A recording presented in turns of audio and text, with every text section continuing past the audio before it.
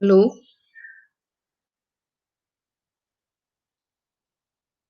Hello. Hello ma'am. Good morning ma'am. Hello. Good good morning. Morning ma'am. झाले रोज किती होतात? आता 20च जण आहेत.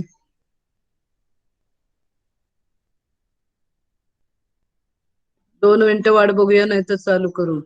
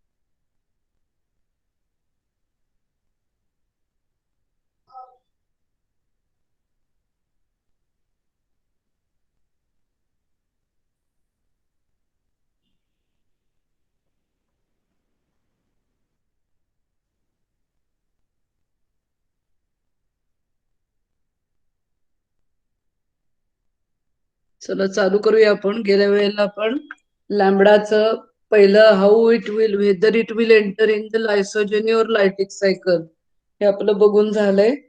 आता त्यातले इतर इव्हेंट्स चालू झालेले आहेत. त्यातले फर्स्ट इव्हेंट डीएनए रेप्लिकेशन ही आपण चालू करणार आहे. रेप्लिकेशन ऑफ लॅम्बडा फाज जिनोम म्हणजे डीएनए डबल स्ट्रँडेड डीएनए. तर ते चालू करण्यासाठी मी आता आधी स्लाइड शेअर करायला सुरुवात करते. माझं नेटचं कनेक्शन इथे आहे, पण समजा इन केस काही प्रॉब्लेम आला तर मला कधीही फोन करा तुम्ही, किंवा सांगा की मॅडम दिसत नाहीये किंवा काय. शेजारी माझा मोबाईल आहे, मला त्याला हॉटस्पॉट देता येतो. समजा नेटचा काही प्रॉब्लेम इश्यू झाला तर लगेच 2 मिनिटात फोन करा. दिसत नसेल तर तसंही सांगा.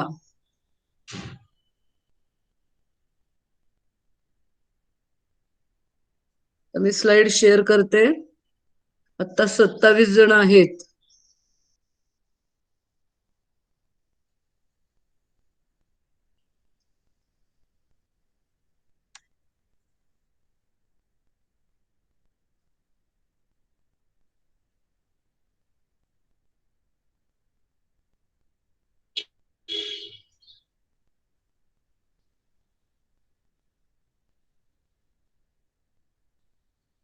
लास्ट स्लाइड एकदा परत घेते मी. D N A replication, lambda DNA replication 2 modes होतात. आपण लास्ट वेळेला बघितलेलं आहे. ते म्हणजे ऑटोनॉमसली जेव्हा सेपरेट तो जिनोम असेल आणि तो लायटिक सायकल कडे जाणार असेल तर त्याचं रेप्लिकेशन होऊ शकतं, किंवा तो प्रोफाज स्टेट मध्ये असेल integrated with the host genome, तेव्हा लायसोजेनिक सेल मध्ये त्याचं रेप्लिकेशन होऊ शकतं. Today we are studying the lytic cycle, therefore we'll focus on the replication, autonomous replication. आपण फक्त autonomous replication वर देणार आहोत भर. आणि इथे आपण लास्ट लेक्चरला बघितलं, इथे त्याला लागणारे न्यूक्लिओटाइड जे असतील, प्रिकर्सर्स असतील, तो होस्टचा डीएनए हॅम्पर न करता, होस्टचा डीएनए न मोडता तो त्या सेलने तयार केलेले एक्झोजिनस प्रिकर्सर वापरतो. होस्ट जिनोम तसाच इंटॅक्ट राहतो. होस्ट जिनोम हा T4 मध्ये डिसइंटिग्रेट करून त्याचे न्यूक्लिओटाइड वापरले जातात. आपण ऑटोनॉमस रेप्लिकेशन शिकतोय, नीट लक्ष द्या. It occurs in 2 stage. 2 stages मध्ये याचं रेप्लिकेशन होतं ऑटोनॉमसली, म्हणजे लायटिक सायकल मधलं रेप्लिकेशन परत 2 स्टेज मध्ये होतं. The first stage is called as the early replication. आणि इथे जो डीएनए रेप्लिकेट होतो बाय द थिटा मॉडेल. हा डीएनए रेप्लिकेशन आपण डिटेल मध्ये लास्ट इयर शिकलेलो आहोत. Rolling circle model, theta model.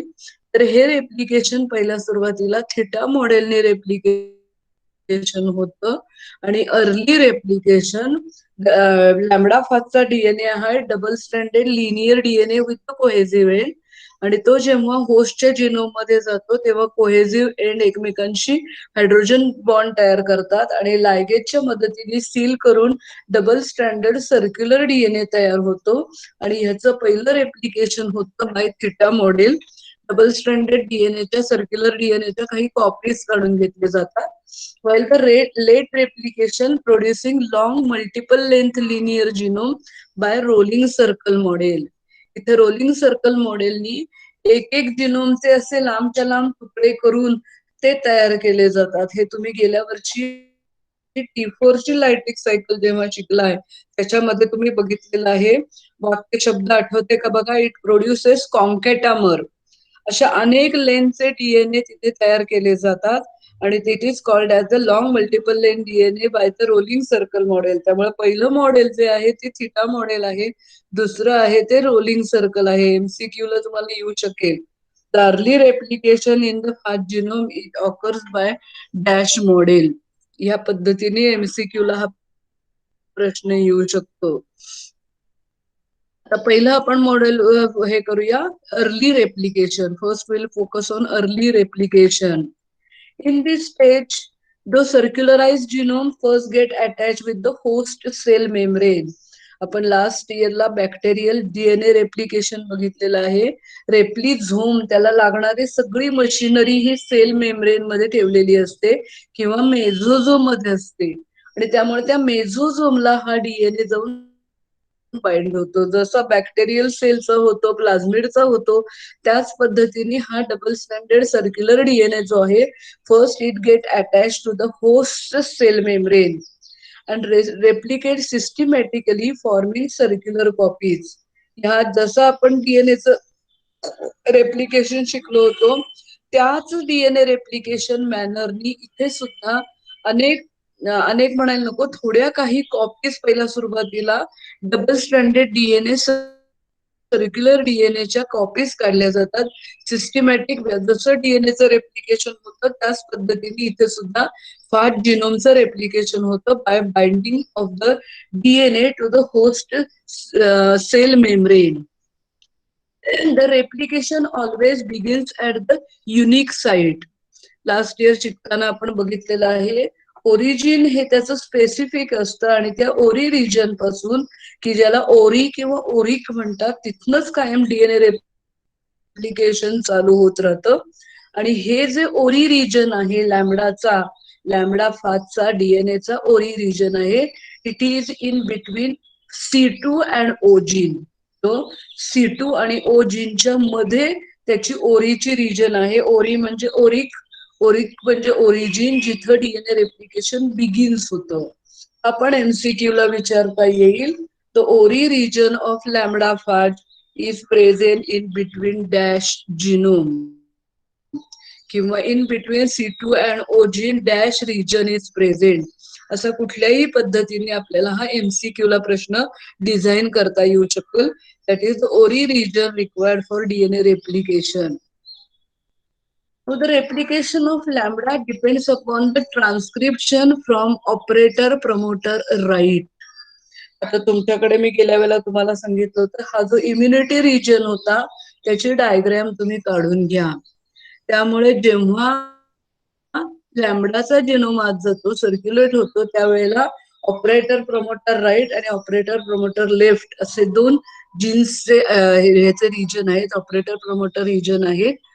तर आता नीट लक्ष द्या मी काय वाक्य लिहिलेलं आहे. The replication of lambda depends upon the follow me the word transcription. Now we are focusing on the DNA replication, which is very entirely different from the transcription. To remember, don't jumble in between two words. Replication ends in a result of 2 copies of DNA, duplication, replication, DNAच्या 2 copies काढणं. While the transcription is the process where the genome DNA is converted to mRNA, which after translation produce the protein, and thus this is the part of translation. Protein सिंथेसिसची पहिली step आहे transcription.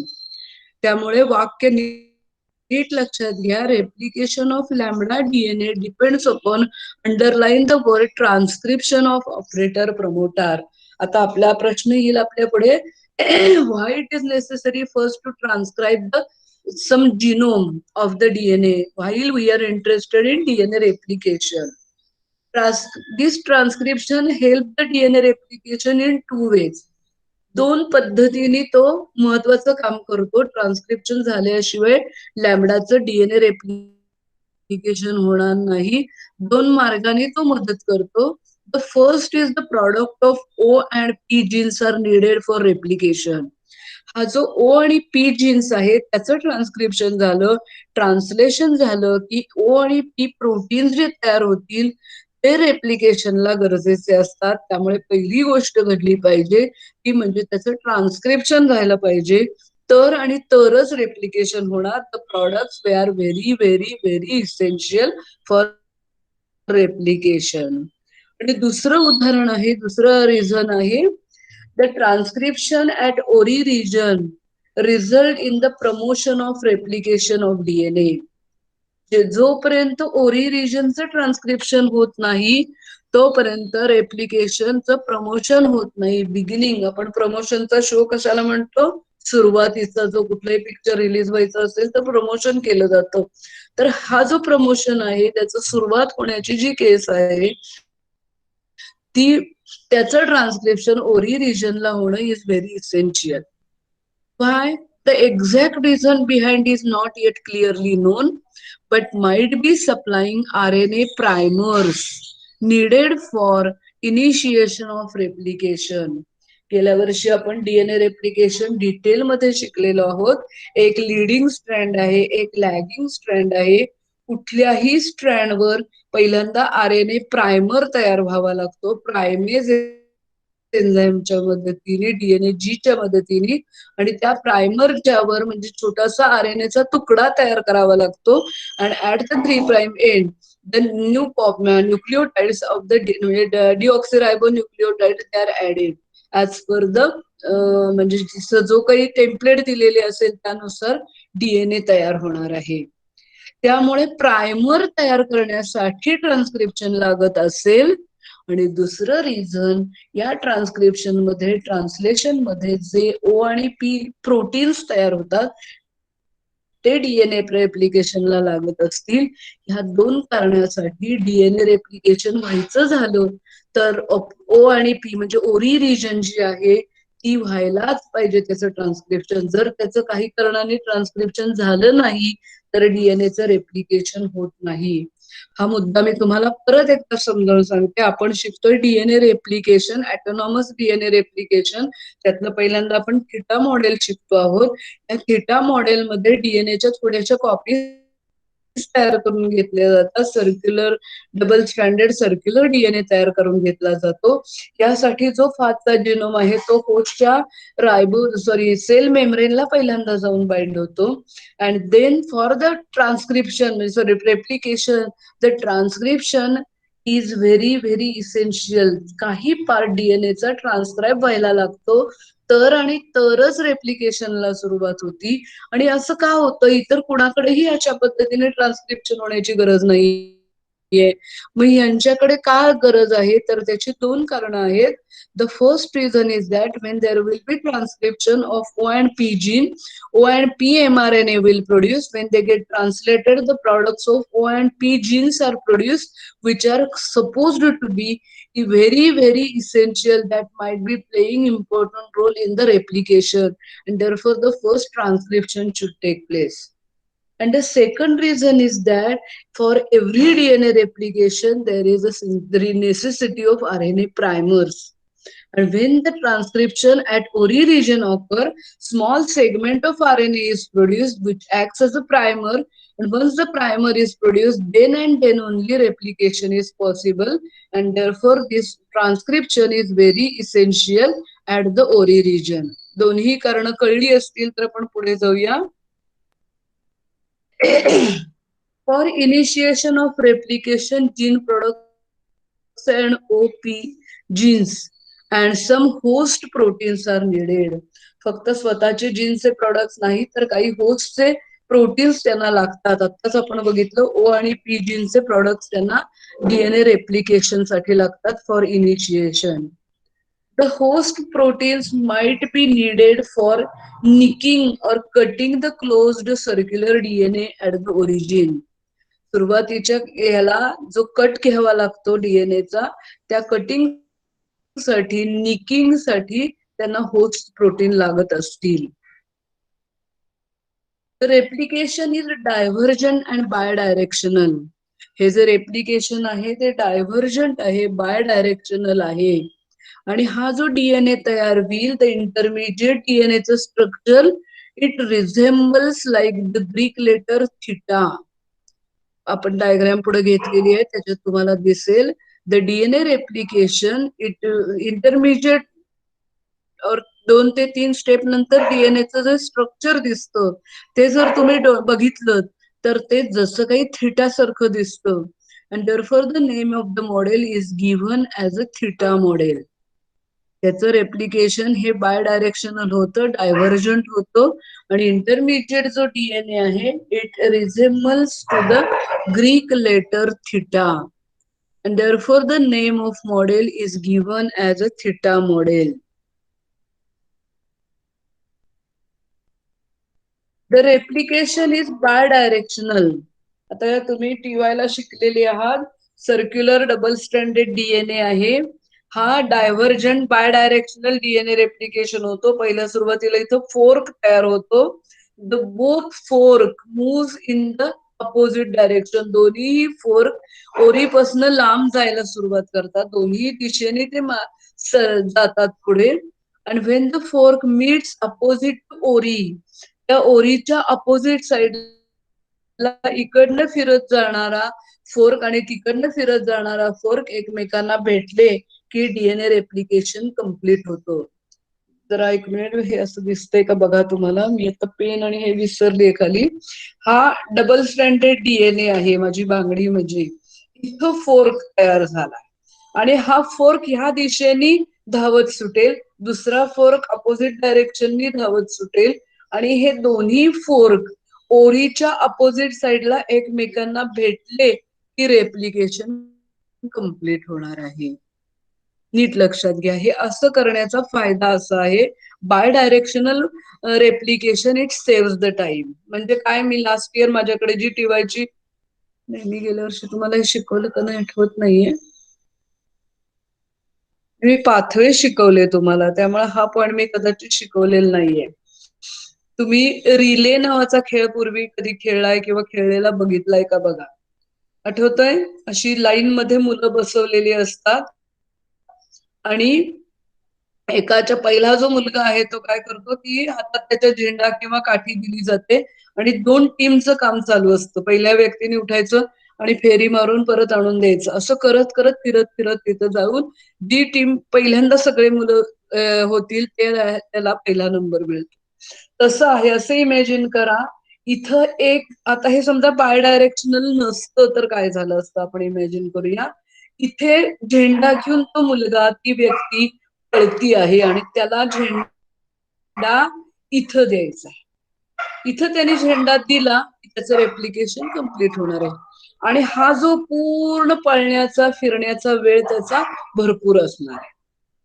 तेच दोघं जण, जो घेणारा आहे इकडनं आला, देणारा इकडनं आला, तर निम्म्या रस्त्यामध्ये दोघं एकमेकांना भेटतील आणि झेंडा पुढे जाईल. And it saves the time.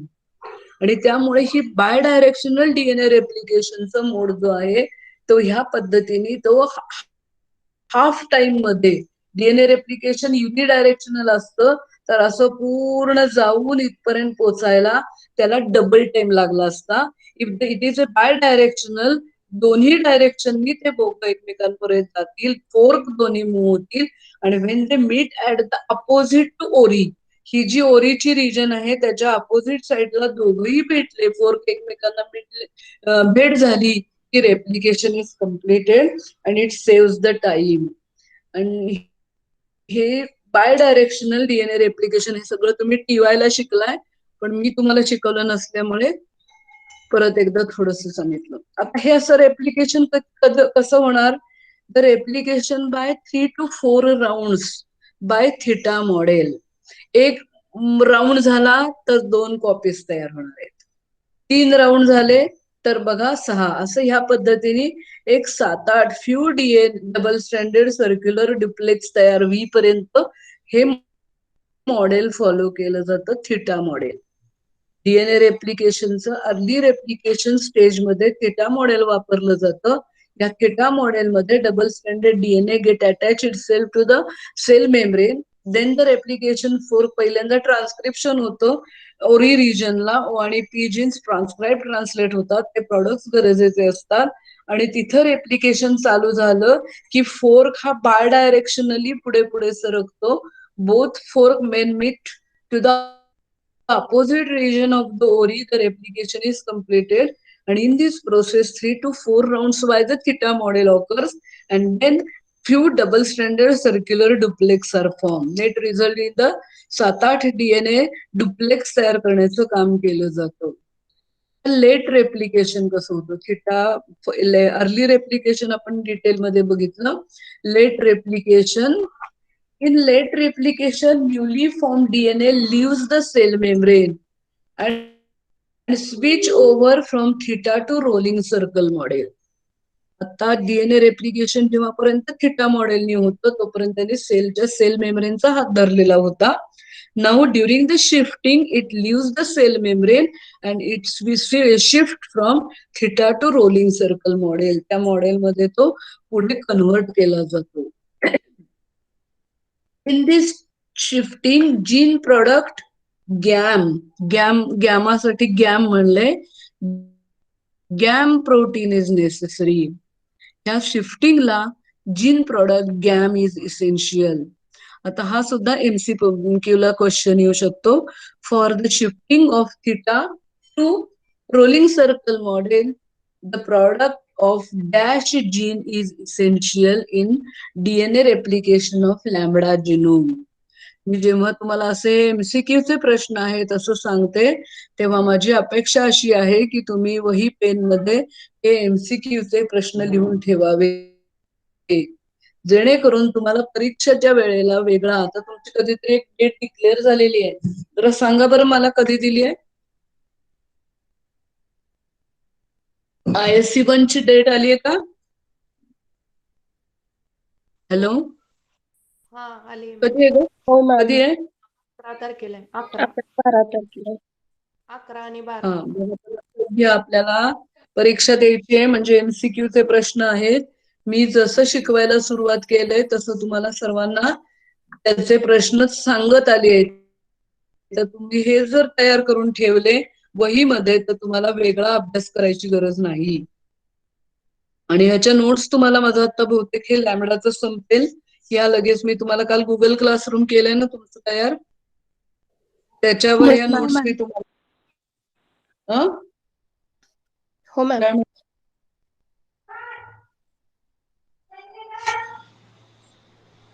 मला तर ऋषिकेश कलंगेनी फोन का केला होता?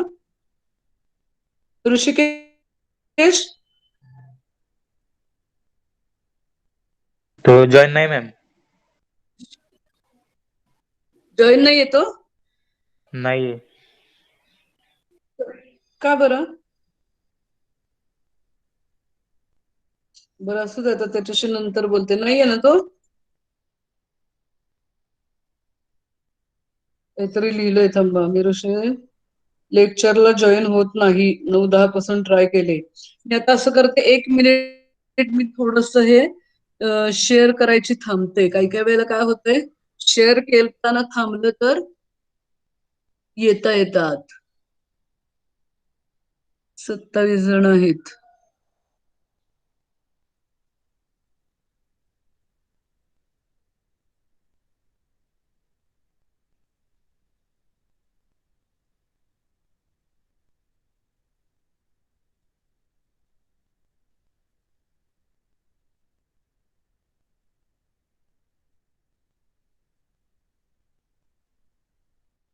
11-12 तारखेला असेल तर तुम्ही सगळ्याची तयारी करायला लागा. आणि आता थोडं शिकवून झालेलं आहे, त्याच्यामुळे खूप डीप मध्ये प्रत्येक पॉइंट वर एक एक प्रश्न निघू शकतो. आम्हालाही 30-30 प्रश्न काढून द्यावे लागतात तुम्हाला.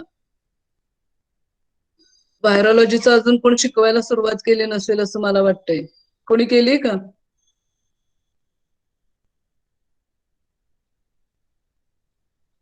हॅलो, व्हायरॉलॉजी शिकवायला कोणी केली आहे सुरुवात? नाही केली मॅम. नाही मॅम अजून. मग तेच म्हटलं की माझ्या ह्याच्यावरच मला 30 प्रश्न द्यायची वेळ येणार आहे.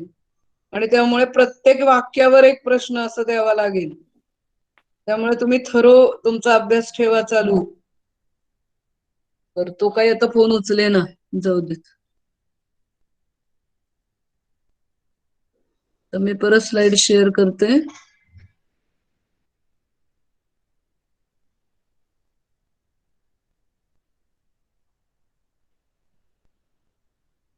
Late replication. The newly formed DNA leaves the cell membrane and switch over from theta to rolling circle model. GAM protein म्हणजे gene product of game gene is essential. आता याचं आपण फंक्शन बघूया, हा का गरजेचा आहे हे महत्वाचं. It stops the action of exonucleases. So no further hydrolysis of initially form single stranded DNA occurs. त्याच्यामध्ये सिंगल स्ट्रँडेड डीएनए तयार पहिल्यांदा थोडा करावा लागतो आणि तो डीएनए एरवी सेल मध्ये असलेल्या एक्झोन्यूक्लिएजेसला सेन्सिटिव्ह असतो आणि हे एक्झोन्यूक्लिएजेस सिंगल स्ट्रँडेड डीएनए सगळे तोडायचा प्रयत्न करत असतात. आणि हा गॅम प्रोटीनमुळे तो काय करतो, prevent action of exonucleases of the host and then that DNA replication will become possible. Now initiation start at variable point on the cyclic DNA. हा जो आपला सर्क्युलर डीएनए तयार झालेला आहे तिथं अनेक ठिकाणी इनिशिएशन चालू होऊ शकतं. आणि आता एका ठराविक रिजनला डीएनए रेप्लिकेशन चालू झालं. रोलिंग सर्कल मॉडेल तुम्ही गेल्या वर्षी शिकलेले आहात, पुढे डायग्राम मध्ये आलेलंच आहे. एक कट घेतला जातो आणि तो रोल होतो. तो बाहेरचा डबल स्ट्रँड मधला बाहेरचा स्ट्रँड बाजूला काढून तो रेप्लिकेशन होतो आणि आपला डीएनए हा रोल होत राहतो. आणि त्यामुळे मल्टिपल लेंथची तो एकमेकाला जोडून पहिला समजा डीएनए तयार झाला की परत दुसरा कट घेतला की त्याचे ते एकमेकाला जोडत असे मोठ्याच्या मोठा डीएनए तयार होतो. Many copies of DNA they are linked with each other. एक तुम्हाला उदाहरण देते म्हणजे कळेल. तुम्ही घरी कधी चकल्या केल्यात का? तर आपण चकली करताना कसं करतो, तो सोऱ्या घेतो आणि असं गोल करतो आणि ठराविक अंतराला थांबतो. पण तसं न करता आपण अख्खं पान भरून गोल करू शकतो ना डीएनए, चकली. तसं आहे डीएनएचं. आपल्याला चकली करायची मनात असेल, एवढ्या माझ्या हाता एवढी चकली करायची, तिथंच थांबायचं नाही. तीच चकली परत पुढे पुढे पुढे पुढे घालत जायची. आणि असा मोठा DNA, circular DNA, double stranded, ह्याचे मल्टिपल लेनचा मोठ्याच्या मोठा डीएनए तयार केला जातो. त्याला कॉन्कॅटामर म्हणतात. आणि मग जेव्हा पॅकिंगची वेळ येईल तेव्हा शेवटचं चकलीचं टोक आहे, डीएनएचं टोक आहे, तो त्याच्या लेंथ एवढा डीएनए तोडला जातो आणि भरला जातो हेडमध्ये. परत पुढचा तोडला जातो, हेडमध्ये भरला जातो. म्हणून तो मल्टिपल लेनचा मोठाच्या मोठा डीएनए तयार केला जातो. त्याला कॉन्कॅटामर म्हणतात. आता मी हे सांगतेय, थोडस डायग्राम मध्ये आलेलं असणार आहे, परंतु तुम्ही नेटवर कॉन्कॅटामर हा शब्द टाका. तुम्हाला T4 मध्ये हे शिकवलेलं आहे, पण तुम्हाला किती कुणी शिकवलंय, किती समजले मला माहिती नाही. पण हे कॉन्कॅटामर ही कन्सेप्ट तुम्हाला आता समजली का बघा. थोडस उदाहरण मी ते दिलं चकलीचं. मुली जर चकली कधी आईला घालून द्यायचा त्यांनी प्रयत्न केला असेल, मदत केली असेल आईला, तर त्यांना कळेल. एका चकलीचा एवढा एरिया तयार झाला की परत दुसरी चकली एवढा घालायचा, परत तिसरा, असं करत करत मोठीच्या मोठी आपण इमॅजिन करा एक चकली गेली आणि तळायच्या वेळेला एक एक भाग काढून टाकला आपण. तसा हा डीएनए पॅकिंगच्या वेळेला तो एक एक तुकडा काढून डीएनए पॅक केला जातो. कारण फायनल डीएनए हा लिनियर डीएनए आहे. पॅकिंगला आपल्याला लिनियर डीएनए आहे आणि इथे मात्र तो डुप्लेक्सचा मोठ्याच्या मोठा मल्टिपल लेनचा डीएनए डुप्लेक्स होतो. It is called as the concatemer. It is generated by rolling circle model. Finally concatemer DNA जो तयार होतो, it cut into unit length pieces. आता मी सांगितलं त्याच पद्धतीने एकदा का पूर्ण डीएनए सर्क्युलर जो तयार झाला तो त्याची ठराविक लेंथची जे युनिट पीस आहे तिथपर्यंत कट केला जातो. And that mature DNA with cohesive end. हे माझ्याकडे डायग्राम मध्ये परत मी घेतले का बघते. कोहेसिव्ह एंड असलेला DNA it is cut and are made by the product of gene product of A. A ह्या जीनचा प्रोडक्ट आहे. It is use for cutting or nicking. Nicking procedure मध्ये तो लागतो आणि ह्या जीन प्रोडक्ट ए मुळे तो डीएनए एका ठराविक लेंथला, म्हणजे हा डबल स्ट्रँडेड डीएनए, माझी ही 2 बोटं म्हणजे डबल स्ट्रँडेड डीएनए आहे. आपल्याला कोहेसिव्ह एंड तयार करायचंय त्यामुळे इथे तो कट होईल आणि इथे कट होईल. म्हणजे हे माझं पेर राहिलं इथं, हे इकडचं कोहेसिव्ह एंड असेल आणि हे राहिलेलं इकडचं हे आहे, हा कोहेसिव्ह एंड असेल. असे कोहेसिव्ह एंड असलेले लिनियर डबल स्ट्रँडेड डीएनए तयार केला जातो with the help of gene product A. Now the gene product N is necessary for shifting of early to early to late. म्हणजे theta model to rolling circle मॉडेलला convert करण्यासाठी, shifting करण्यासाठी gene product N is necessary. हे सगळे एमसीक्यूचे प्रश्न आहेत. तुम्ही असे जीन प्रोडक्ट मी आता सांगितलेले तुमच्याकडे स्क्रीनशॉट असले की लगेच ते लिहा. त्याचं पुढे फंक्शन तुमच्या सॉफ्ट कॉपी मध्ये फिक्स करून ठेवा की यातला कुठलाही एमसीक्यू ला आला तरी आपल्याला लिहिता आला पाहिजे. आता हे इथे मी नेटवर मला मिळालेली डायग्राम आहे. हा इथे बघा, 1 मिनिट कर्सर घेऊ दे मला तिथं. हा पहिला आपला सेल मध्ये आत गेलेला कोहेसिव्ह एंड असलेला लिनियर डबल स्ट्रँडेड डीएनए आहे. तो काय झाला, सर्क्युलर झाला. डबल स्ट्रँडेड डीएनए हा सर्क्युलर झाला. कोहेसिव्ह एंड कॉम्प्लिमेंटरी असल्यामुळे ते एकमेकांबरोबर हायड्रोजन बॉन्ड्स तयार केले आणि लायगेजच्या मदतीने सील करून हा डबल स्ट्रँडेड डीएनए झाला. आणि आता ही बाणाने दाखवलेली आहे त्याची ओरीची रिजन आहे, ओरिक रिजन आहे. ही रिजन म्हणजे कुठली आठवते का बघा तुम्हाला. ओ आणि पी या जीनचे प्रॉडक्ट्स तयार होतील. ट्रान्सक्रिप्शन ट्रान्सलेशन होऊन हे तयार होणारा हा तिथेच त्या रिजन मध्ये हा आरएनए तयार झाला आणि त्याच्यामुळे प्रॉडक्ट तयार झाला. ओ चा प्रॉडक्ट तयार झाला आणि हा पी चा प्रॉडक्ट. हे दोन्ही प्रॉडक्ट इसेन्शियल आहेत आणि त्याच्या बरोबरीने एक होस्टचा जीन प्रोडक्ट बी इथं लागतोय. आणि आता हे जे आहे इथनं डीएनए रेप्लिकेशन हे दोन्ही डायरेक्शननी चालू झालंय. आता हे जे स्ट्रक्चर आहे हे इथं थिटा सारखं दिसतंय. डीएनए रेप्लिकेशन बाय डायरेक्शनल आहे. दोन्ही डायरेक्शननी फोर्क पुढे पुढे पुढे सरकणार आहे. असं इथे जाईल, इकडनं इकडे येईल. आणि हा circular DNA it is a theta model. हे डीएनएचं थिटा मॉडेल आहे आणि हे दोन्ही फोर्क एकमेकांना पुढे भेटले की 2 डीएनए च्या कॉपीज तयार होतील. ह्या पद्धतीने ह्या 2 डीएनएच्या कॉपीज झाल्या. म्हणजे ही जी आतापर्यंतची मी सांगितलेली आहे ही तुम्हाला काय दिसला, हे पहिलं early replication by theta model. Early replication by theta मॉडेलनी डीएनएच्या कॉपीज तयार करणं, इथपर्यंत हे ह्या डायग्राम मध्ये दाखवलेलं आहे. इथपर्यंत कळलंय का बघा सर्वांना. थिटा मॉडेल मध्ये ओरी रिजनला आधी फोर्क तयार झाला, आरएनए तयार झाले, जीन प्रोडक्ट ओ आणि पी तयार झाले, त्यांचा तिथे रोल आहे आणि एक होस्टचा प्रोडक्ट लागतोय. त्यानंतर हा DNA replication divergent bidirectional DNA replication सुरू झालं आणि हे जे स्ट्रक्चर तयार झालं it is just like a theta आणि म्हणून याला थिटा मॉडेल म्हणतात. The fork will move in both the direction. दोन्ही डायरेक्शननी फोर्क पुढे पुढे सरकेल आणि रेप्लिकेशन कम्प्लीट होईल आणि आता 2 कॉपीज डीएनएच्या तयार झाल्या.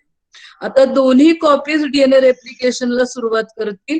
2च्या 4 होतील, त्या 4ही परत सुरुवात करतील, 4च्या 8 होतील आणि 8च्या 16 होतील. असे थोड्या कॉपीज डीएनएच्या तयार झाल्या झाले की पहिली अर्ली रेप्लिकेशनची स्टेप थांबते आणि कुठल्या ह्याला जाते की नेक्स्ट ह्याला सरकते, त्याला जीन प्रोडक्ट एन होतो. Shifting is necessary for early to late. आणि त्याच्याच बरोबरने इथे लिहिलंय बघा गॅम. हा जो डीएनए हे जे आहे ह्याला इनहिबिट करण्यासाठी हा गॅम जीन प्रोडक्ट आहे. आणि ह्या रोलिंग सर्कल मॉडेलनी हा डीएनए तयार केला जातो. मल्टिपल लेनचा डीएनए तयार केला जातो बाय रोलिंग सर्कल मॉडेल. आणि हे जे रोलिंग सर्कल मॉडेलचं आहे हा नंतर कट करून ते कॉस एंड घालून, म्हणजे हा रोलिंग सर्कल मॉडेलनी डीएनए रेप्लिकेशन सुरू झाले आणि अशा मल्टिपल लेनचा मोठाच्या मोठा डीएनए इथे तयार होतो, which is called as the concatemer. आता ह्याची डिटेल डायग्राम त्यांनी घेतली नाहीये, पण तुम्ही पुस्तकात नेटवर बघितली तर तुम्हाला कळेल. इव्हन गेल्या वर्षी T4 ला तुम्हाला हे शिकवलेलं आहे. रोलिंग सर्कल मॉडेलनी मोठीच्या मोठी, मगाशी दिलेलं उदाहरण सोपं लक्षात ठेवू शकता तुम्ही. चकलीचं मोठीच्या मोठी चकली करायची आणि त्यातला तुकडा तुकडा काढून तळला तर तो असा होणार आहे. त्यामुळे एकमेकाला जोडून जोडून जोडून जोडून अनेक डीएनएच्या कॉपीज तयार केल्या जातात. It is called as the concatemer and the model is called as the rolling circle model. हा असा डीएनए रोल होतो. हा इथे तुम्हाला कळत असेल, हा ऍक्च्युअली इथे असा इकडे निघून गेलेला आहे. हा पहिला डीएनए आहे आणि आतला डीएनए कायम इन्नर जो आहे स्ट्रँड तो रोल होत राहतो.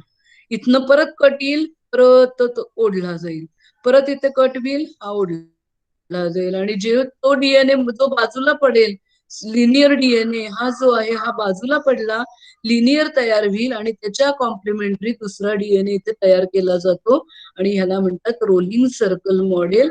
आणि त्याचं एक्झोन्यूक्लियस पासून प्रोटेक्शन होण्यासाठी गॅम जीन हा काम करतो, गॅम प्रोडक्ट तयार करतो, काम हे करत असतो. दोन्ही रेप्लिकेशनचे मोड समजले असले तर आपण पुढे जाऊया. काही शंका असेल तर कधी शकता तुम्ही. आता expression of the late gene म्हणजे आता काय काय झालं, डिसिजन झाला म्हणजे लायटिक सायकल कडे जायचं. डीएनएच्या कॉपीज तयार झाल्या. आता काय व्हायला पाहिजे, हेड टेल टेल फायबर असं तयार व्हायला पाहिजे. आणि त्यामुळे expression of late genes, late protein includes the lytic proteins की जे सेलला तोडायला गरजेचे आहेत, ते लायटिक प्रोटीन्स लागतील, which is the product of S and R.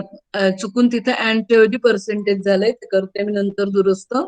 S and R genes, viral structural proteins आणि काही processing proteins. Follow me once again. when the DNA replication is going on, simultaneously there is a expression of late genes.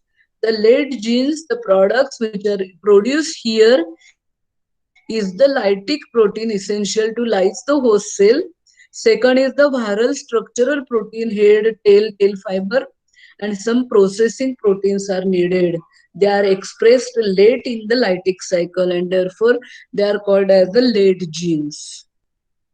At about the same time at which the rolling circle model appears, म्हणजे चिटाकडून rolling कडे जायची वेळ आली की all the gene proteins, the protein products that start to produced, which are the constituents of the viral particles. Head tail fibre हे जे सगळे products आहेत, हे टेल फायबर प्रोडक्ट जे तयार होणार आहेत, they are the start to appear, that is the transcription and translation of these genes leading to the synthesis of all the structural parts of the phage. They start to appear when the rolling circle model begins, and these products, they are included the product from the gene A to Z. A to Z पासून सगळे product sale मध्ये तयार व्हायला सुरुवात होती. तुम्हाला जो gene आहे, कधी कॉलेज सुरू झालं किंवा माझ्याकडे जो मी जेनेटिक मॅप काढलेला आहे त्याचा फोटो काढून मी तुम्हाला परत एकदा तुमच्या गुगल ह्याला टाकते, तर ते लक्षात कसे ठेवायचे जीन्सची नावं आणि हे पण सांगेन तुम्हाला. A to Z, which are the structural protein. The product of Q gene is needed to initiate the transcription of all these genes. तुमच्या समोर जर मगाचा आपला जो हे आहे इम्युनिटी रिजन, त्याच्यामध्ये ए, पी आणि सर्वात शेवटी क्यू नावाचा एक जीन दाखवलेला आहे. आणि त्याच्या पुढे operator promoter R1 R prime असे एक हे आहे, प्रमोटर रिजन आहे. This Q gene, it is first transcribed and translated to form Q protein, and that stimulate the promoter R prime, and that promoter R prime, it then leads to the transcription at the right hand side from A to Z gene. जरा लक्ष द्या. हा जो मगाचा आपला DNA आहे असं आपण imagine केलं, तर हा जो आहे ही उजवी बाजू आणि ही डावी बाजू असं आपण म्हणूया. तर इथे हा क्यू जीन आहे. तो क्यू जीन तयार झाला, प्रॉडक्ट तयार झाला क्यू, की तो काय करतो, उजव्या साईडला असलेल्या प्रमोटर आर प्राईमला स्टिम्युलेट करतो आणि तो पुढे ट्रान्सक्राईब आणि ट्रान्सलेट झाला. तर हे जे जीन्स आहेत दे आर ए टू झे जीन. आणि हे ए टू झे जीन जे आहेत ते ए टू झे जीन हे स्ट्रक्चरल हेड आणि टेल तयार करण्यासाठी लागणारे जीन्स आहेत. आणि ते राईट हँड साइडला ए टू झे सगळे जीन्स ट्रान्सक्राईब आणि ट्रान्सलेट होतात. आणि ते जर तयार झाले तर त्याला लागणारे सगळे प्रॉडक्ट तयार व्हायला लागले की असेंब्ली होते ऑफ द लॅम्बडा पार्टिकल. या पार्ट कडे जरा नीट लक्ष द्या. The head assembly of 9 gene products A to F2 and 1 host gene product GRA-E are needed. हेडची असेंब्ली व्हायची असेल तर 9 वेगवेगळ्या जीनचे प्रोडक्ट आहेत A to F2 पर्यंतचे, आणि एक होस्टचा जीन प्रोडक्ट लागतो GRA-E is needed.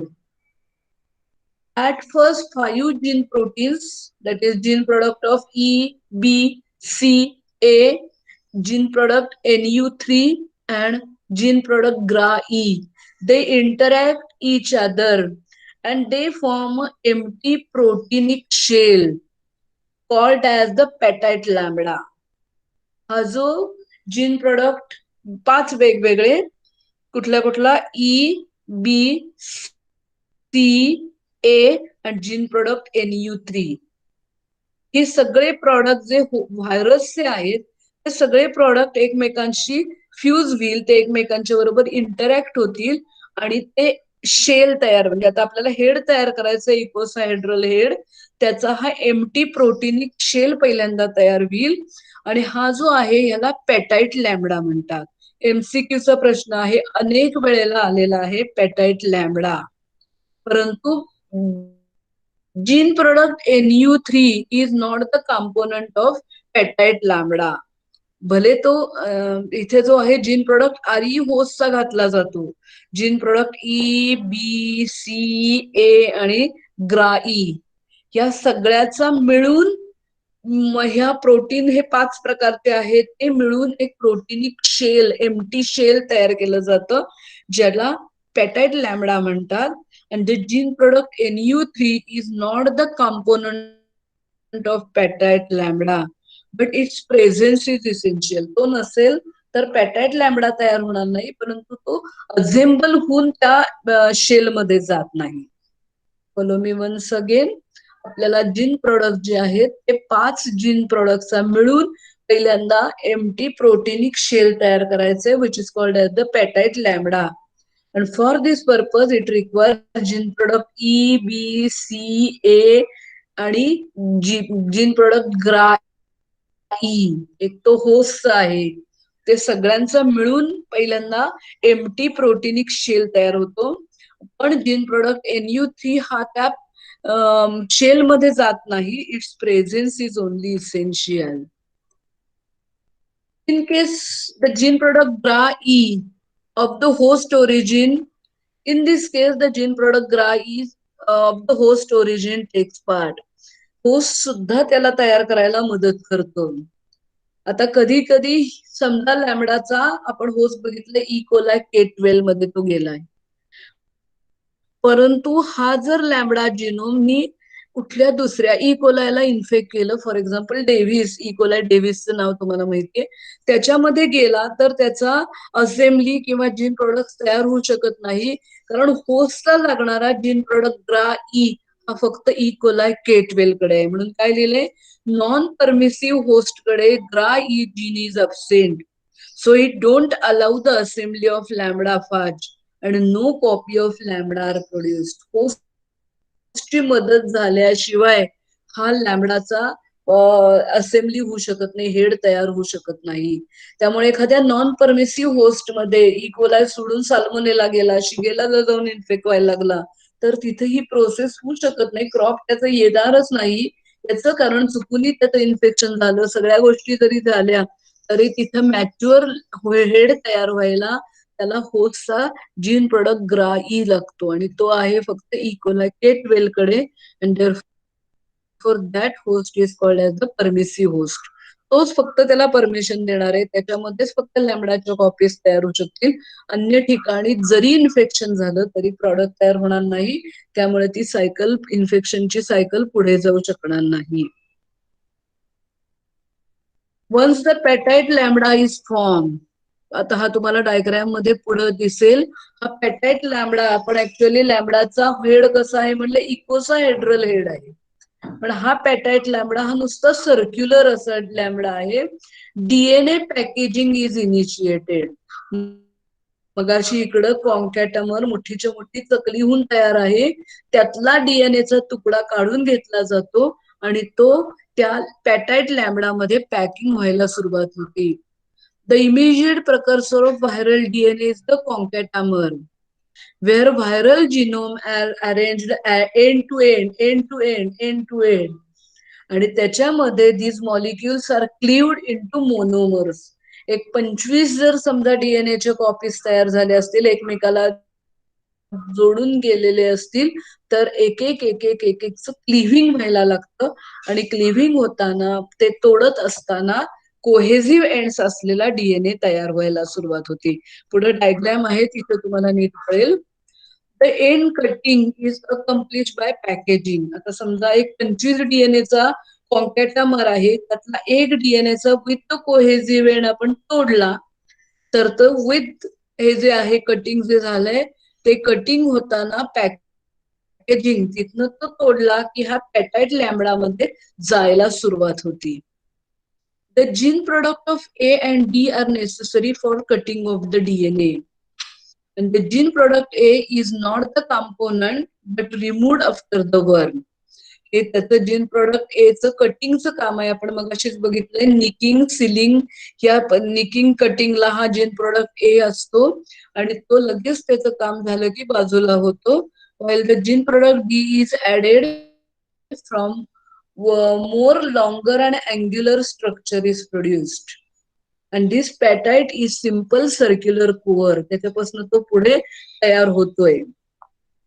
परत एकदा लक्ष द्या, petite lambda is a simple circular, तो 5 वेगवेगळ्या जीनचा तयार झालेला आहे. हा पेटाइट लॅम्बडा तयार झाला रे झाला की कॉन्कॅटमर मधला एक डीएनएचा तुकडा करून पॅकिंग व्हायला सुरुवात होती. त्याच्यामध्ये 2 जीन प्रोडक्ट लागतात, gene product of A and D genes. त्यातला डी जीन हा त्या हेडचा जो आहे, तो जो शेल तयार झालेली आहे, तो पेटाइट लॅम्बडाचा जो नुसतं पॅकिंगचा हे तयार झालेला आहे, तिथे तो जातो, आणि ए प्रोडक्ट हा कटिंगचं काम करून निघून जातो. आता आपण पुढे बघूया. Partially full particle where DNA packaging is going on is called as the grizzled particle. आता हे जर तुम्हाला डायग्राम मध्ये पुढे दिसेल, हा जो पार्ट आहे याला ग्रिझल्ड पार्टिकल म्हणतात. डीएनए फाजचा जिनोम पॅकिंग होत असताना, मॅच्युरेशन होताना 3 स्टेप मध्ये मॅच्युरेशन होतं. पहिल्या स्टेप मध्ये पेटाइट लॅम्बडा तयार होतो, दुसऱ्या स्टेप मध्ये ग्रिझल्ड पार्टिकल तयार होतो, आणि तिसऱ्या मध्ये पूर्ण तो हेड तयार झाला, डीएनए फुल कॉपी पॅक झाली की त्याला ब्लॅक पार्टिकल म्हणतात. तर आता तुम्हाला प्रश्न पडेल, ग्रिझल्ड पार्टिकल असं नाव का दिलाय. ब्लॅक तर आपल्याला कळू शकतो कारण पूर्ण पॅक होऊन तो डीएनए बसतो, तिथे एकदम आत काही जागा राहत नाही, त्याला तो गच्च भरतो. ब्लॅक कलर म्हणजे ब्लॅक कलर असं म्हणायला नको, तो पूर्ण पूर्ण भरला गेला की त्याला ब्लॅक पार्टिकल म्हणले. पण ग्रिझल पार्टिकल हे जर तुम्ही डिक्शनरी मिनिंग जर ग्रिझल शब्दाचा बघितला तर आता मोठेपणे आपल्याला समजा काही कारणाने रडायला आलं तर आपल्या डोळ्यातनं थोडं पाणी जाईल किंवा थोडेसे हुंदके येतील आपले. परंतु जेव्हा लहान मूल रडेल त्यावेळेला तो असं अकांड तांडव करून रडतो, त्याच्या डोळ्यातनं घळाघळा पाणी हातपाय आपटून ते रडायला लागतो. तसं हा ग्रिझलचा शब्दाचा अर्थ आहे, अकांड तांडव करून रडणे, ग्रिझलिंग म्हणजे. मग हा आता तुम्हाला डायग्रॅम जर माझ्या पुढे असेल तर तुम्ही बघू शकता. एक मिनिट, आपण काय करूया, जरा डायग्रॅम आधी बघूया आणि परत मागे येऊया. हे बघा, हे वरचे 2 पॉइंट आपण ऑलरेडी सांगितलेले आहेत. असेंब्ली ऑफ द हेड, 11 वेगवेगळे जीन्स आहेत. हे बघा, जीन प्रोडक्ट EBC आणि ग्राइहोसा आणि फक्त जीन प्रोडक्ट NU3 चा प्रेझेन्स गरजेचा आहे. आता हा झाला पॅटाइट लॅम्बडा. काय झाला? पॅटाइट लॅम्बडा. हा नुसता सर्क्युलर कोअर लॅम्बडा आहे. लॅम्बडाचं कोअर पार्टिकल तयार झालं, याला कोअर म्हणतात. आता जीन प्रोडक्ट एनी काय केलं, डीएनए जो पूर्ण तयार झालेला होता त्याचा तुकडा कट केला आणि हा डीएनए इथे भरायला सुरुवात झालेली आहे. अलॉंग विथ, हा बघा, हा सर्क्युलर आहे आणि डीच्या मदतीने त्याचं स्ट्रक्चर असं हे इथे दाखवलं. इथे जीन ए जो डी आहे तो आत गेलाय आणि इथे हा ह्या पद्धतीने डीएनए तयार झाला. अर्ध टोक खाली त्याचं अजून आहे, निम्मा पॅकेजिंग चालू आहे, डोळ्यामधून पाण्याच्या धारा लागल्या आहेत असं वाटतं, म्हणून या पार्टिकलला ग्रिझल्ड पार्टिकल म्हणतात. आणि हे जीन प्रोडक्ट डी आत गेला, एचं काम झालं, त्याने कट केला डीएनए, पॅकिंग केला, असं करायला सुरुवात केली की अख्खा डीएनए भरला गेला. त्याचं इथं गोल असलेल्या डीएनए ला इकोसाहेड्रल स्ट्रक्चर त्याचं तयार झालं की हा झाला ब्लॅक पार्टिकल. सर्वांना कळलं का बघा? पहिले हे 5 प्रोडक्टच्या मदतीने नुसतं सर्क्युलर कोअर प्रीमॅच्युअर याला पॅटाइट लॅम्बडा म्हणायचा. डीएनए पॅक होत असताना निम्मा आत आहे निम्मा बाहेर आहे, हा डोळा आहे त्याच्यातून पाण्याची धार लागलेली आहे, तर त्याला ग्रिझल्ड पार्टिकल म्हणायचं. आणि जीन प्रोडक्ट डी आत जाऊन हा जो डीएनए सर्क्युलर होता त्याला इकोसाहेड्रल स्ट्रक्चर करत करत त्याचं ओरिजिनल जे इकोसाहेड्रल स्ट्रक्चर आहे आणि पूर्ण डीएनए भरला गेला की त्याला ब्लॅक पार्टिकल म्हणायचं. तर जरा आपण मागे जाऊया. इथपर्यंत सर्वांना कळलं का बघा? पॅटाइट लॅम्बडा, ग्रिझल्ड पार्टिकल्स आणि तिसरं black particles.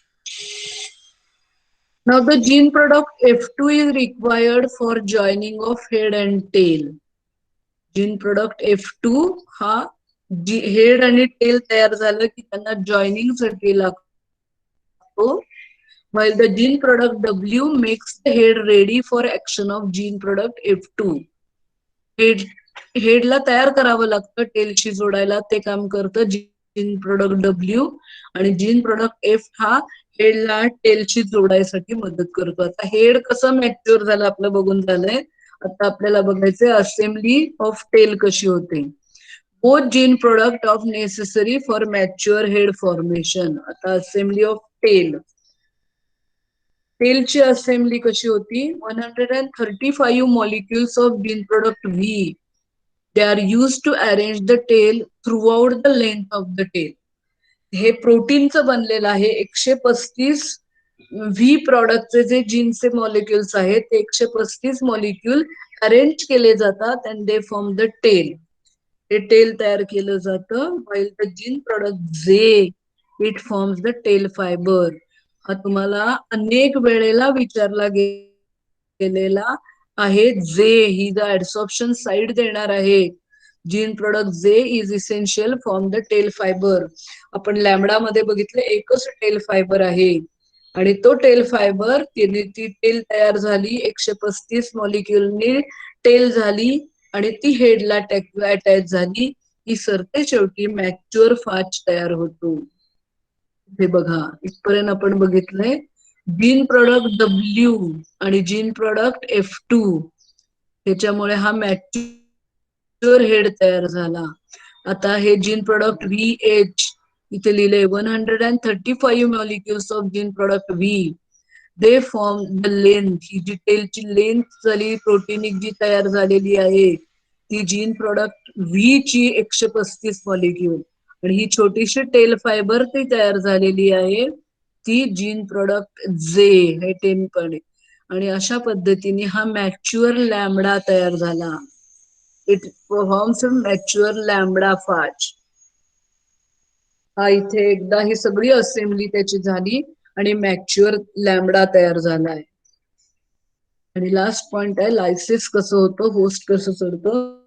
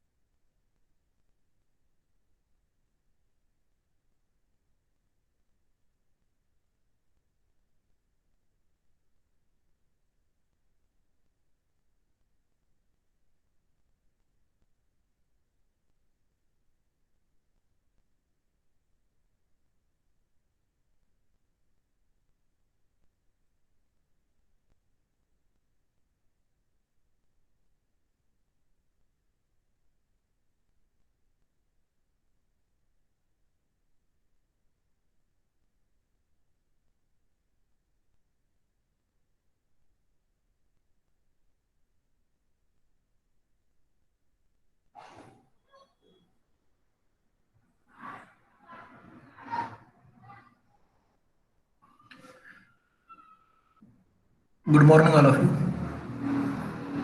May I audible? Yes, sir. मी आता आपल्या ग्रुपवरती एक दोन कोर्सेस फॉरवर्ड केलेले आहेत MSc फर्स्ट इयरच्या ग्रुपवरती. स्वयंचे मेसेजेस आहेत ते किंवा कोर्सेस आहेत या सगळ्यांनी रजिस्ट्रेशन करायचं आहे. ओपन करून बघितल्यानंतर तुम्हाला समजेल पहिला कोर्स आहे बायोरिएक्टर डिझाईन अँड अनालिसिस. ज्या विद्यार्थ्यांना बायोरिएक्टर डिझाईन अँड अनालिसिस करायचा आहे हा ऑनलाईन 8 वीकचा कोर्स आहे ऑनलाईन. आणि ज्या विद्यार्थ्यांना हा कोर्स करायचा आहे ऑनलाईन त्यांनी याकरता रजिस्ट्रेशन करा. आणि ज्या विद्यार्थ्यांना सेल बायोलॉजी वरती कोर्स करायचा आहे cell biology, cell structure, cell organisation त्या विद्यार्थ्यांनी सेल बायोलॉजीच्या कोर्सवरती रजिस्ट्रेशन करा. आता हा जो स्वयंचा कोर्स आहे हा ऑनलाईन असणार आहे. यामध्ये आपल्याला सर्व ऑनलाईन शिकवले जाईल. गव्हर्नमेंट ऑफ इंडियाचं हा कोर्स आहे त्यामुळे सगळ्यांनी याच्यावरती रजिस्ट्रेशन करून घ्या. ज्या विद्यार्थ्यांना जे कोर्स आवडेल त्या कोर्सवरती रजिस्ट्रेशन करा.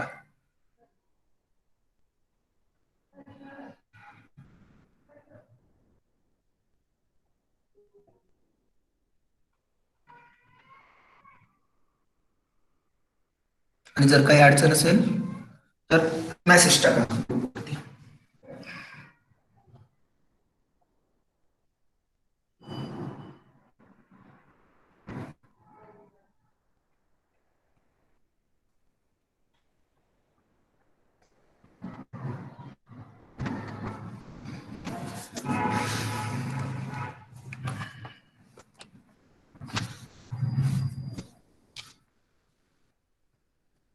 आपण कार्बोहायड्रेटचा हे युनिट बघत आहोत. कार्बोहायड्रेट मध्ये आपण होमोपॉलिसॅकराइड आणि हेट्रोपॉलिसॅकराइड याबद्दल डिस्कस करत आहोत.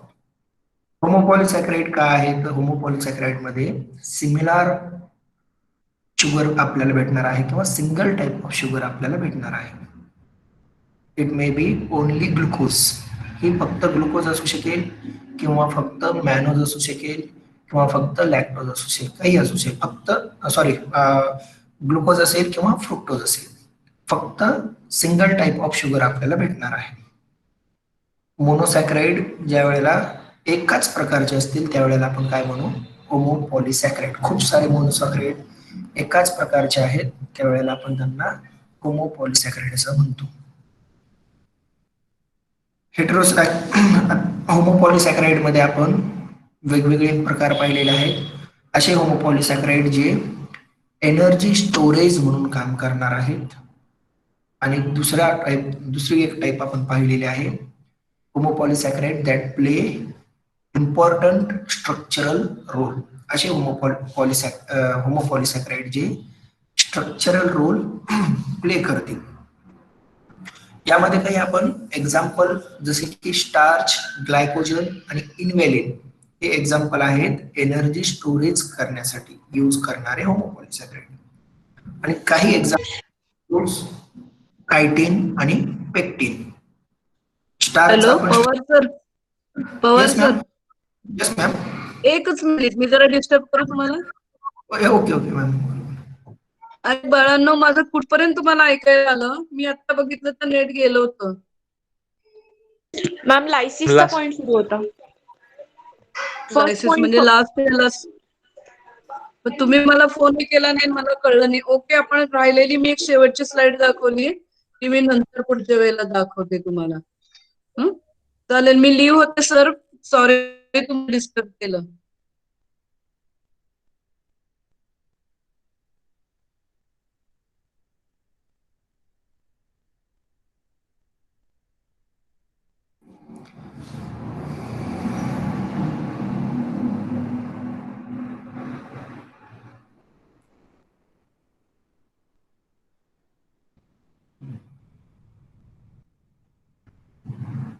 आपण स्टारचे दोन प्रकार पाहिलेले आहेत, अमायलोज आणि अमायलोपेक्टिन. अमायलोज मध्ये ब्रँच प्रेझेंट नाहीये, अमायलोपेक्टिन मध्ये ब्रँच प्रेझेंट असतील. अमायलोज मध्ये ब्रँच नसल्यामुळे जी बॉन्डिंग प्रेझेंट असणार आहे ती अल्फा 1,4 ग्लायकोसाइडिक लिंकेज असेल. अमायलोपेक्टिन मध्ये लिनियर फॉर्म मध्ये जे आहे त्याच्यावरती अल्फा 1,4 ग्लायकोसाइडिक लिंकेज प्रेझेंट असेल आणि जिथं कुठं ब्रँच प्रेझेंट आहे त्या ब्रँच वरती अल्फा 1,6 ग्लायकोसाइडिक लिंकेज प्रेझेंट आहे. हे अमायलोजचं स्ट्रक्चर एकदम लिनियर फॉर्म मध्ये आपण पाहिलेले. अमायलोपेक्टिन मध्ये ब्रँच कुठं प्रेझेंट असणार आहे तर branch observe after 25 to 30 residues of sugar. 25 to 30 रेसिड्यूजच्या नंतर ब्रँच आपल्याला पाहायला भेटेल. त्यानंतर ग्लायकोजन हे एनर्जी स्टोरेज मटेरियल जे की ह्युमन मध्ये किंवा ॲनिमल मध्ये प्रेझेंट आहे. याच्यामध्ये जी बॉन्डिंग प्रेझेंट आहे ती बॉन्डिंग अल्फा 1,4 लिंकेज आणि अल्फा 1,6 लिंकेज प्रेझेंट आहे. In glycogen branch observe after 9 to 12 sugar residues. 9 ते 12 शुगर रेसिड्यूजच्या नंतर आपल्याला ब्रँच पाहायला भेटेल. Structure of glycogen. त्याच्यानंतर आपण सेल्युलोज पाहिलेला आहे. सेल्युलोज हे अबंडंट आहे आणि सेल्युलोज मोस्टली प्रेझेंट असेल प्लांटच्या सेल वॉलमध्ये. प्लांटच्या सेल वॉलमध्ये सेल्युलोज प्रेझेंट असेल. आणि आता या सेल्युलोजला जर डायजेस्ट करायचं असेल, ब्रेकडाऊन करायचं असेल तर सेल्युलेज नावाचा एन्झाईम लागेल. And that cellulase enzyme only present in plant and some type of bacteria. काही बॅक्टेरियामध्ये किंवा काही फंजायमध्ये हे सेल्युलेज नावाचा एन्झाईम प्रेझेंट आहे. आपल्यामध्ये सेल्युलेज प्रेझेंट नसतं. मग आता ह्या सेल्युलोजला डिग्रेड करण्यासाठी किंवा डायजेस्ट करण्यासाठी रुमिनंट ॲनिमल जे आहेत त्या रुमिनंट ॲनिमलमध्ये त्यांच्या रुमेनमध्ये काही बॅक्टेरिया प्रेझेंट आहे. That bacteria make symbiotic association with ruminant. हे बॅक्टेरिया काय करतात? सिम्बायोटिक असोसिएशन तयार करतात. रुमिनंट बरोबर सिम्बायोटिक असोसिएशन तयार करून या दोघांनाही त्याचा म्युच्युअल बेनिफिट होणार आहे. या डायग्राम वरून आपण ते समजून घेतलं. ज्या वेळेला पर्टिक्युलर ॲनिमल ग्रास खाणार आहे, ग्रास खात असताना सेल्युलोज आतमध्ये जाईल आणि सेल्युलोज आतमध्ये गेल्यानंतर त्यांच्या रुमेनमध्ये जे काही बॅक्टेरिया आहे ते बॅक्टेरिया काय करतील? That bacteria attack on cellulose and digest cellulose with the help of cellulase enzyme. हे बॅक्टेरिया काय करतील? सेल्युलेज एन्झाईमच्या मदतीनं सेल्युलोजला डायजेस्ट करतील आणि सेल्युलोजला डायजेस्ट केल्यानंतर cellulose is converted into glucose. त्यांचं कन्व्हर्जन ग्लुकोज मध्ये झाल्यानंतर आपल्या सगळ्यांना माहिती आहे glucose is the ultimate carbon source. Glucose काय आहे? अल्टिमेट कार्बन सोर्स आहे. सगळ्यात जास्त कार्बन सोर्स म्हणून जर कोण जे सगळ्यांना आवडतं ते आहे ग्लुकोज आणि बॅक्टेरियांना सगळ्यात जास्त आवडेल ग्लुकोज. मग हे बॅक्टेरिया काय करतील? त्या ग्लुकोजला टेकन करतील, घेतील आणि घेऊन स्वतःची ग्रोथ करतील आणि त्या ग्लुकोज पासून एनर्जी डिराईव्ह करतील आणि ग्लुकोज पासून एनर्जी डिराईव्ह केल्यानंतर त्या ग्लुकोजचं कन्व्हर्जन ते किंवा ते एक्सक्रिटरी मटेरियल म्हणून बाहेर सिक्रेट आउट करतील. काय सिक्रेट आउट करणार आहेत? तर ते सिक्रेट आउट करतील प्रोटीन, पेप्टाइड, फॅटी ऍसिड हे ते सिक्रेट आउट करतील आणि हे सर्वचे सर्व जे काही ऍसिड आहेत किंवा फॅटी ऍसिड आहेत, प्रोटीन आहेत, हे ते ॲनिमल एनर्जी सोर्स म्हणून घेतील. अशा प्रकारे आपण सेल्युलोजचं पाहिलेलं आहे. त्याच्यानंतर कायटिन स्ट्रक्चरल रोल कशा प्रकारे प्ले करतं हे आपल्याला सगळ्यांना माहिती, कारण chitin present in fungi cell wall. फंजायच्या सेल वॉल मध्ये प्रेझेंट आहे, काही इन्सेक्टच्या सेल वॉल मध्ये सुद्धा प्रेझेंट आहे. पेक्टिनला आपण म्हटलेलं आहे सिमेंटिंग एजंट.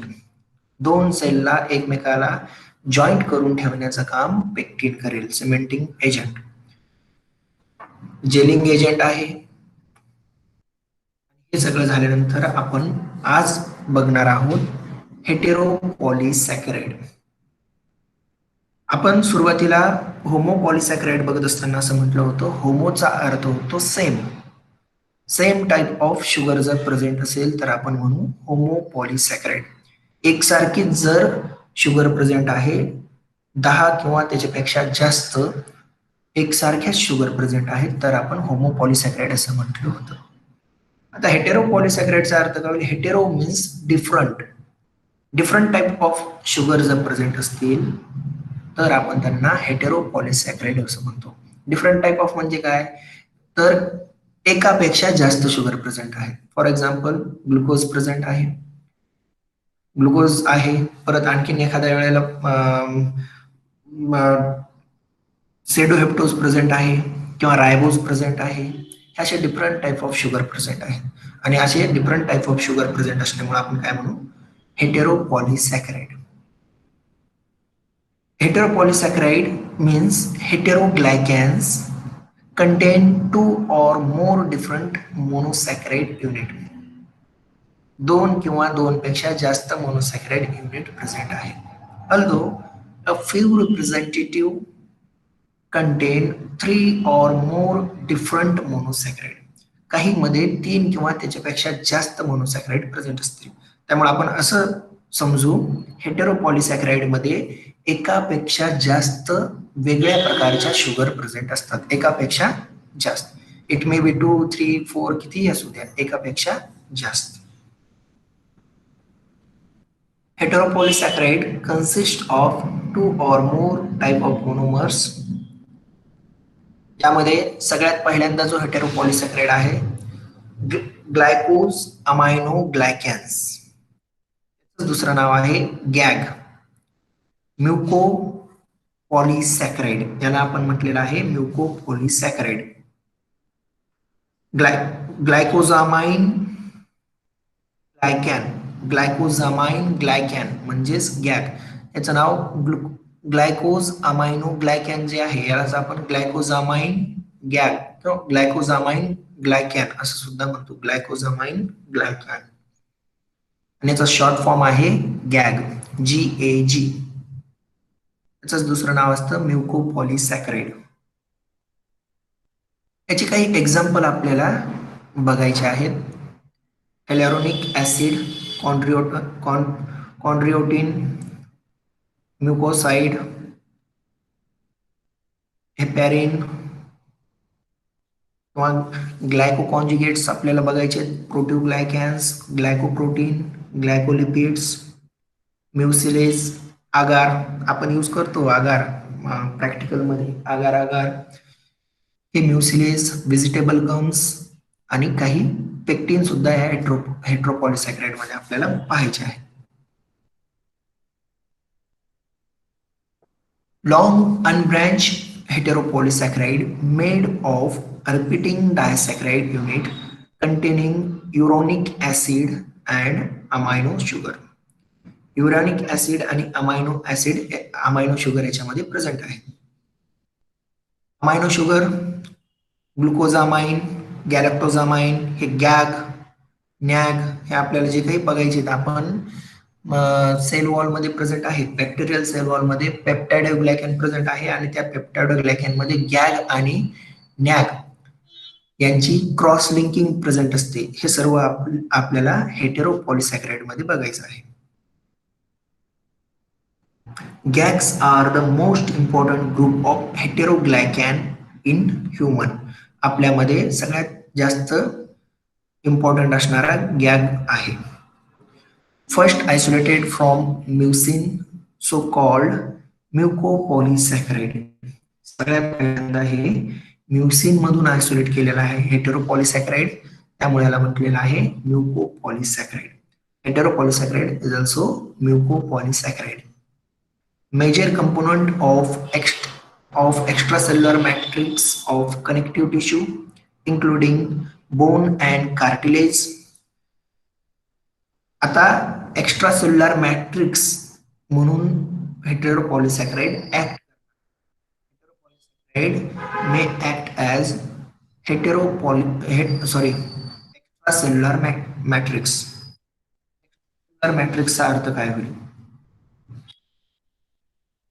कोलॅजन आहे, हा कोलॅजन एक्स्ट्रासेल्युलर मॅट्रिक्स म्हणून काम करतो. Extracellular matrix. Plasma membrane present आहे. या प्लाझ्मा मेम्ब्रेन मध्ये हे प्रोटीन प्रेझेंट आहेत. हे जे उभे स्ट्रक्चर आपल्याला दिसत आहेत हे इंटिग्रिन प्रोटीन आहे. इंटिग्रिन प्लाझ्मा मेम्ब्रेनच्या आतमध्ये प्रेझेंट असणारे protein इंटिग्रिन.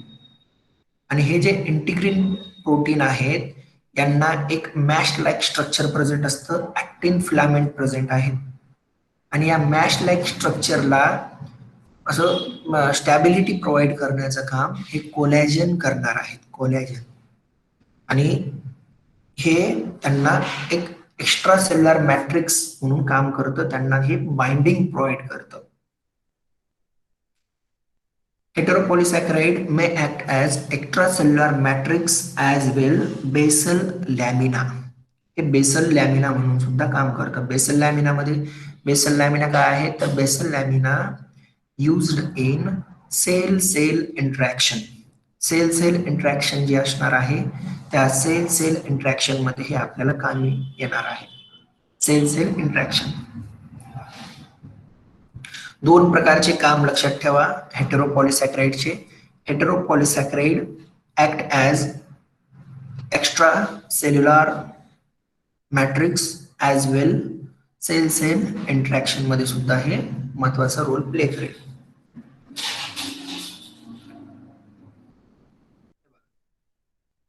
Play an important role in cell cell interaction. Gags from matrix or ground substance that stabilize and support the cellular and fibrous component of tissue. हे त्यांना स्टॅबिलाइज करण्याचं काम करणार आहेत किंवा सपोर्ट करतील. Their slippery consistency makes them suitable for a lubricant action of joint. हे आपले जे जॉइंट प्रेझेंट आहेत हातामध्ये किंवा गुडघ्यामध्ये, या जॉइंटला लुब्रिकंट ऍक्शन प्रोव्हाइड करण्याचं काम सुद्धा हे करणार आहेत. हे मुव्हेबल जे आहे हे ऍक्शन प्रोव्हाइड करतील. फर्स्ट ऑफ ऑल आपण पेप्टाइडोग्लायकॅन हे जे आहे याच्याबद्दल डिस्कस करू. पेप्टाइडोग्लायकॅन काय आहे हे आपल्याला सगळ्यांना व्यवस्थित माहित आहे. Bacterial cell made from peptidoglycan. बॅक्टेरियाची जी सेल वॉल आहे, बॅक्टेरियाची सेल वॉल ही पेप्टाइडोग्लायकॅन पासून तयार झालेली आहे. ग्राम पॉझिटिव्ह मध्ये थिक आहे, ग्राम निगेटिव्ह मध्ये थीन आहे. Peptidoglycan or murein is a polymer consisting of sugar and amino acids that form a mesh-like layer outside the plasma membrane of most bacteria, forming the cell wall. Cell wall जी आहे ही cell wall पेप्टाइडोग्लायकॅन पासून बनलेली आहे. याचे जे components आहेत ते components असतील sugar आणि अमायनो ऍसिड.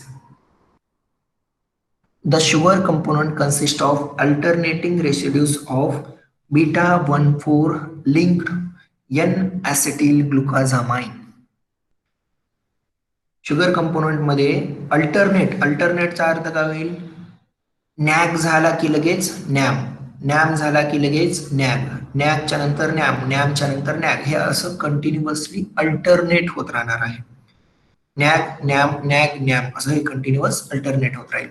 नॅगचा लॉंग फॉर्म आहे एन ऍसिटिल ग्लुकाझामाइन आणि नॅमचा long form N acetyl muramic acid.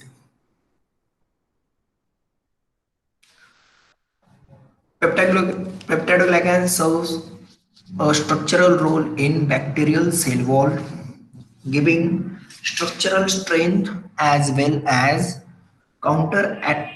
counteracting the osmotic pressure of the cytoplasm. Peptidoglycan is also involved in binary fission during bacterial cell reproduction. आता हे आपल्याला सगळ्यांना माहिती आहे sale वॉलचं role काय आहे. सेल वॉल हे वेगवेगळ्या शॉक पासून सेलच्या आतमध्ये जे कंपोनेंट्स आहेत त्याचं संरक्षण करतो, त्याचं प्रोटेक्शन करतो.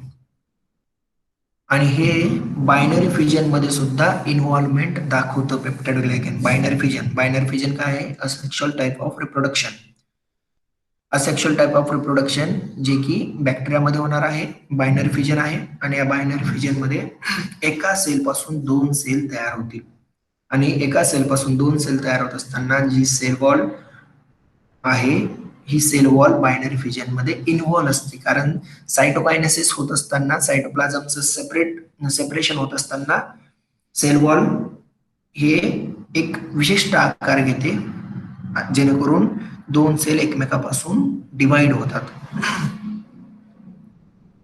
The peptidoglycan layer is substantially thicker in gram positive. Gram positive मध्ये थिक आहे आणि ग्राम निगेटिव्ह मध्ये थीन आहे.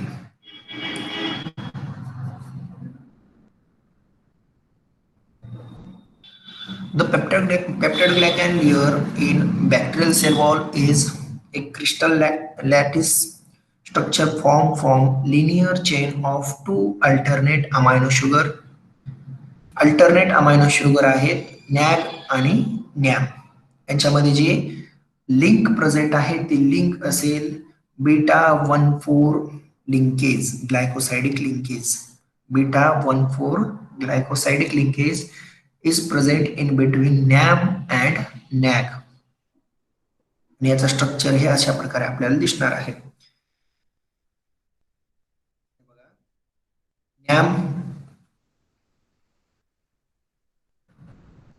नॅम झालं की लगेच नॅग, नॅगच्या नंतर नॅम, लगेच नॅग, हे असं कंटिन्युअस अल्टरनेट स्ट्रक्चर आपल्याला दिसतो. आणि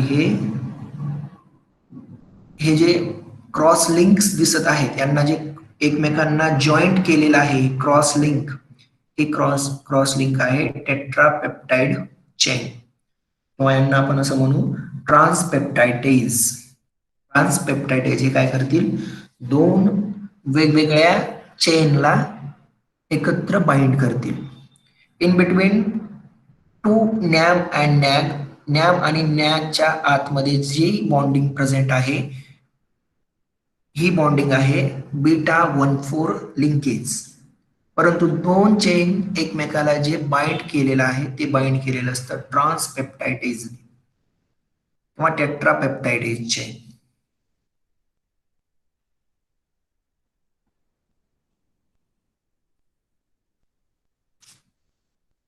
ग्लुकाझामाइन ग्लायकॅन म्हणजेच गॅग याचे आपण काही क्लासिफिकेशन केलेले आहेत.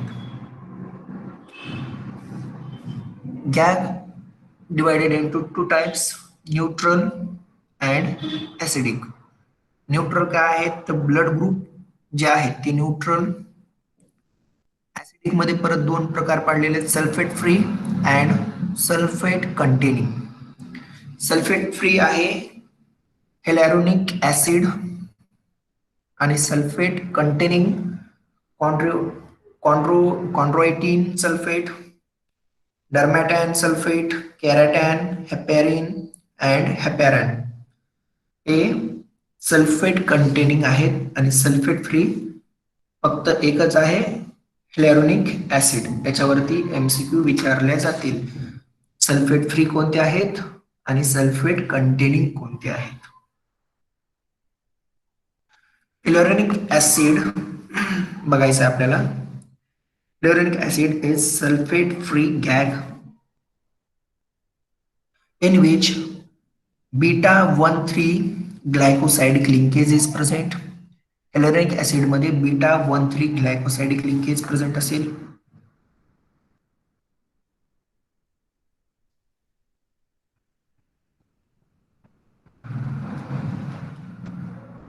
हे कुठं प्रेझेंट असणार आहे तर synovial fluids of joints, vitreous humour, connecting tissue and cartilage या ठिकाणी हे प्रेझेंट असणार आहे. याचं स्ट्रक्चर, त्याचे कंपोनंट जर विचारले आपल्याला हायलोरनिक ऍसिडचे कंपोनंट्स कोणकोणते तर डी ग्लुकोरोनिक ऍसिड एक प्रेझेंट आहे याच्यामध्ये आणि दुसरा असेल N ऍसिटिल ग्लुकाझामाइन. हे दोघे हायलोरनिक ऍसिड मध्ये प्रेझेंट आहे. Function of hyaluronic acid serves as lubricant and shock absorbent in joints. आपण गच्चीवरून जरी पडलो किंवा गच्चीवरून पडलं म्हणण्यापेक्षा आपण उडी मारली, अशी जंप मारली, जंप मारल्यानंतर आपल्या या गुडघ्यामध्ये आपल्याला जास्त असा काही त्रास होत नाही. हे जॉइंट्स हे शॉक ऍब्सॉर्ब करून घेतात आणि शॉक ऍब्सॉर्ब करून घेण्याचं काम कोण करतं, हिलॉरनिक ऍसिड करून घेतं. Act as sieve in extracellular matrix. The sieve cell काय असणार आहे तर दोन सेल एकमेकाला जॉईंट असतात आणि याच्यामध्ये एक छोटासा ब्रिज तयार झालेला असतो. Bridge permits the cell migration during morphogenesis and wound repair.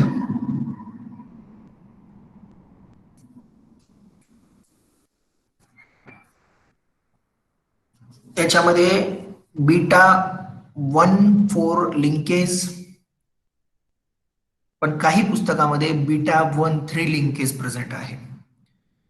β13 linkage हे नेटच्या स्टडीमध्ये किंवा नेटच्या पुस्तकामध्ये β13 लिंकेज प्रेझेंट आहे नेटच्या स्टडीमध्ये, आणि काही पुस्तकामध्ये β14 लिंकेज प्रेझेंट असल्याचं सांगत आहे.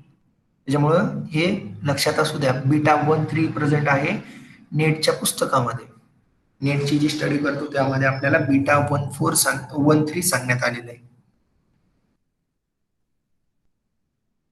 Present in high concentration in seminal fluid and in certain snake and insect venom. इन्सेक्टच्या वेनम मध्ये किंवा स्नेकच्या वेनम मध्ये हे हायलोरनिक ऍसिड प्रेझेंट आहे. त्यानंतर second chondroitin 4 sulphate. Most abundant Gage in body, सगळ्यात जास्त प्रेझेंट असणारा गॅग आहे. याचे कंपोनंट्स लक्षात असू द्या. ऍसिड आणि N acetyl ग्लुकाझामाइन. N acetyl glucosamine आणि ग्लुकोनिक ऍसिड हे कनेक्ट झालेले आहेत बीटा 1,3 ग्लायकोसाइडिक लिंकेजने. हा जो ग्लुकोनिक ऍसिड आहे या तिघामध्ये आता बघा, हे हा 1 आणि इथं 3 बीटा 1,3 ग्लायकोसाइडिक लिंकेज या दोघांमध्ये प्रेझेंट आहे. इथं सुद्धा 1 आणि हे 3 आणि इथं 4 दाखवलेले आहे.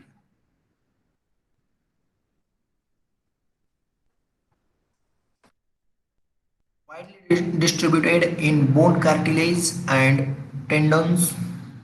Function: in cartilage it binds collagen and hold fiber in a tight strong network.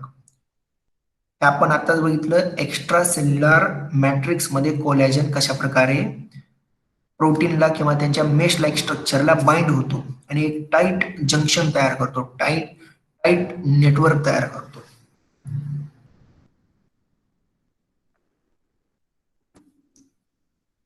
डर्मॅटेन sulphate, हे सल्फेट कंटेनिंग एक्झाम्पल बघतोय आपण गॅगचे. contain a repeating unit of L-iduronic acid and N-acetyl glucosamine 4-sulfate. हे नियर अबाउट सगळ्यामध्ये common आहे. N-acetyl glucosamine NAG हे सगळ्यामध्ये common आहे. सगळ्यांचे जर आपण स्ट्रक्चर बघतोय, सगळ्या स्ट्रक्चर मध्ये NAG कॉमन आहे. फक्त आपल्याला लक्षात काय ठेवायचंय, डर्मॅटेन सल्फेट. डर्मॅटेन सल्फेट मध्ये काय प्रेझेंट आहे, एल आयडोरोनिक ऍसिड. कॉन्ड्रियोटिन मध्ये काय प्रेझेंट आहे, डी ग्लुकोनिक ऍसिड. हायलोरोनिक ऍसिड मध्ये कोण प्रेझेंट आहे, डी ग्लुकोनिक ऍसिड.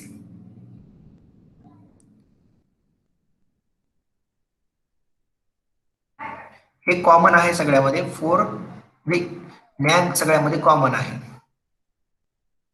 सल्फेट कोणत्या पोझिशन वरती आहे हे काही ठिकाणी डिफरंट आहे. काही ठिकाणी 4th पोझिशनला सल्फेट प्रेझेंट आहे, तर काही ठिकाणी 6 पोझिशनला प्रेझेंट आहे.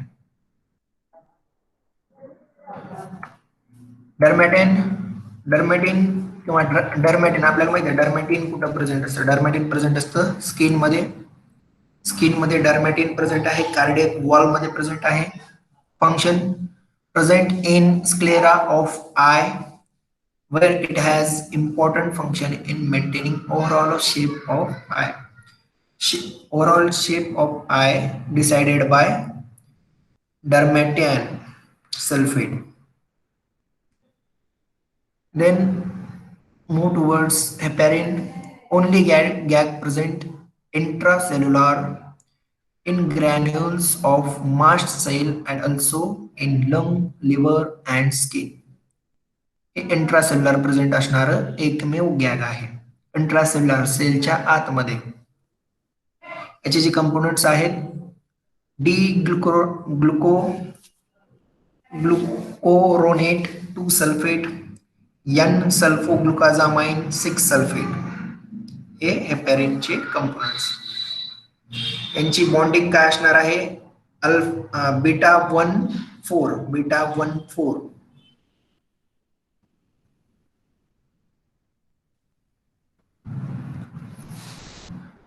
Strongly acidic due to presence of more sulphate group. याच्यामध्ये जास्त सल्फेट ग्रुप असल्यामुळे स्ट्रॉंगली ऍसिडिक आहे. Functions: it is and anticoagulant. Heparin हे अँटीकोअगुलंट आहे. विटॅमिन के, त्यानंतर फॅक्टर 8, फॅक्टर 8, फॅक्टर 7 हे अँटीकोअगुलंट आहेत. फॅक्टर 8 हे कोअगुलंट करण्यासाठी कामाला येणार आहेत. कोअगुलंट हे जे एखाद्या वेळेला जर आपल्याला इंजुरी झाली, तर इंजुरी झाल्यानंतर जे कोअगुलंट होणार आहे, ब्लड क्लॉटिंग साठी फॅक्टर 8, फॅक्टर 7 आपल्याला कामाला येतील. पण हे हिपॅरिन काय आहे, अँटीकोअगुलंट, म्हणजे हे ब्लड क्लॉटिंग होऊ देणार नाही. जर जास्त हेपॅरिन प्रेझेंट असेल तर ब्लड क्लॉटिंग होत नाही. Heparin helps in release of enzyme lipoprotein lipase LPL which helps to clear the lipidemia after fatty meal, so called clearing factor. जास्त फॅटी मील झाल्यानंतर लॅपिडिमियाला क्लिअर करण्याचं काम कोण करणार आहे? हेपॅरिन. Glycoconjugates basic unit is a core protein to which are attached GAG, example heparin sulfate, keratin sulfate, chondroitin sulfate. हे काही example आहेत ग्लायकोकॉन्जुगेट्सचे. Types present on cell surface of extracellular matrix. In extracellular matrix are crisscrossed by collagen, elastin, fibronectin, giving it strength.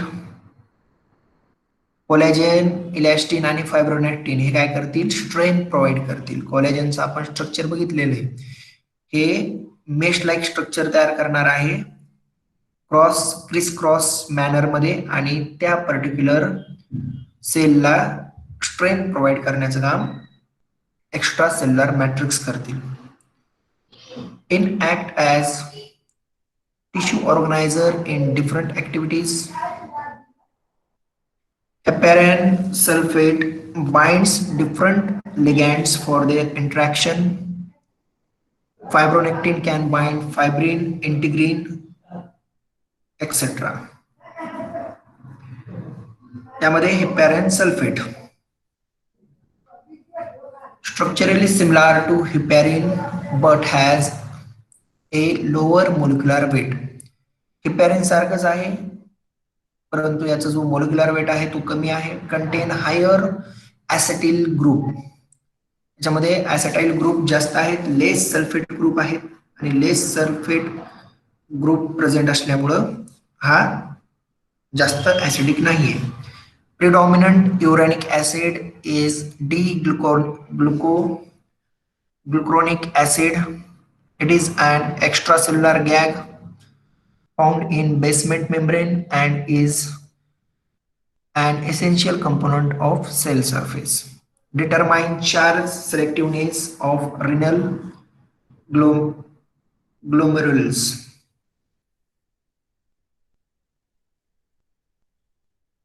Structure nahi hai. Keratin sulfate only gag with no uranic acid. Found in cornea tendons, maintain the corneal transparency. आणि यांचे हे components keratin सल्फेटचे.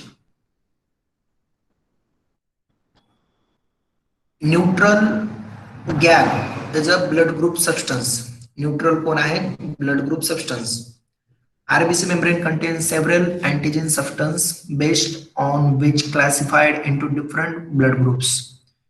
4 प्रकारचे जे वेगवेगळे blood group आहेत हे याच्यामध्ये येतील. They contain carbohydrate as glycoproteins और glycolipids. NAG, galactose, fucose, sialic acid etcetera are found in blood group substance. हे सगळे ब्लड ग्रुप मध्ये आपल्याला बघायला भेटतील. कार्बोहायड्रेट कंटेंट प्ले और determinant role in blood grouping.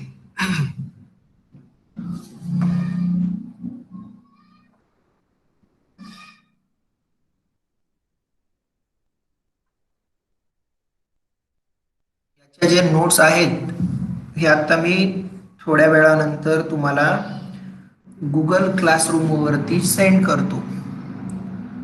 He PPT तुम्हाला गुगल क्लासरूम वरती सेंड करतो आणि गुगल क्लासरूम वरती सेंड केल्यानंतर मी ते डाउनलोड करून बघा. कारण आता हे जे हेटेरोपॉलिसॅकराइड आहे, हेटेरोपॉलिसॅकराइड मध्ये आपल्याला फक्त स्ट्रक्चर आणि त्याचे फंक्शन्स लक्षात ठेवायचे. त्याचे फंक्शन्स काय आहेत आणि स्ट्रक्चर्स काय आहेत. आणि मला वाटतं पुढल्या आठवड्यापासून आपलं कॉलेज सुरू होणार आहे. पुढल्या आठवड्यापासून किंवा जास्तीत जास्त फेब्रुवारी महिन्यापासून फर्स्ट मध्ये, आणि कॉलेज सुरू झाल्यानंतर आपल्याला ऑफलाईन हे व्यवस्थित बघता येईल ऑफलाईन. कारण ऑफलाईन साठीच एक माझ्याकडे आणखीन एक युनिट आहे, ह्युमन जेनेटिक्स. ह्युमन जेनेटिक्स मध्ये आपल्याला पेडिग्री अनालिसिस बघायचं आहे. पेडिग्री काय असतं, जे की आपण 12वीला बघितलेलं आहे पेडिग्री, पण ते एकदम स्मॉल अमाऊंट मध्ये पाहिलेलं आहे. हे पेडिग्री आपल्याला ऑफलाईन ज्या वेळेला आपण येऊ कॉलेजला त्यावेळेला पेडिग्री आपण सुरुवात करून देऊ. पेडिग्री अनालिसिस, रिसेसिव्ह, डॉमिनंट, हे जे काही डिसीज आहेत, autosomal recessive, sex link recessive, हे सगळं आपल्याला त्या ठिकाणी बघायचं आहे. पुढच्या वीक पासून एखाद्या वेळेला होईल कॉलेज सुरू आपलं. प्रोटिओग्लायकॅन्स consist of core protein that is heavily glycosylated with GAG. Example: dermatan sulfate, keratin sulfate, heparin, etc. It can form large aggregate as with hyaluronic acid. प्रोटोग्लायकॅन ॲग्रिगेटचं हे स्ट्रक्चर आहे. याच्यामध्ये हायलोरोनिक ऍसिड हे लिंक प्रोटीनच्या मदतीनं कोर प्रोटीन बरोबर attach झालेले आहेत आणि त्यांच्यावरती कॉन्ड्रिओन सल्फेट आणि कॅरेटिन सल्फेट प्रेझेंट आहे. हे अशा प्रकारचं एक ॲग्रिगेट प्रेझेंट असणार आहे प्रोटिओग्लायकॅन मध्ये. प्रोटिओग्लायकॅन मध्ये hyaluronic acid, link protein, core protein, chondroitin sulphate and keratin sulfate हे सर्व प्रेझेंट आहेत.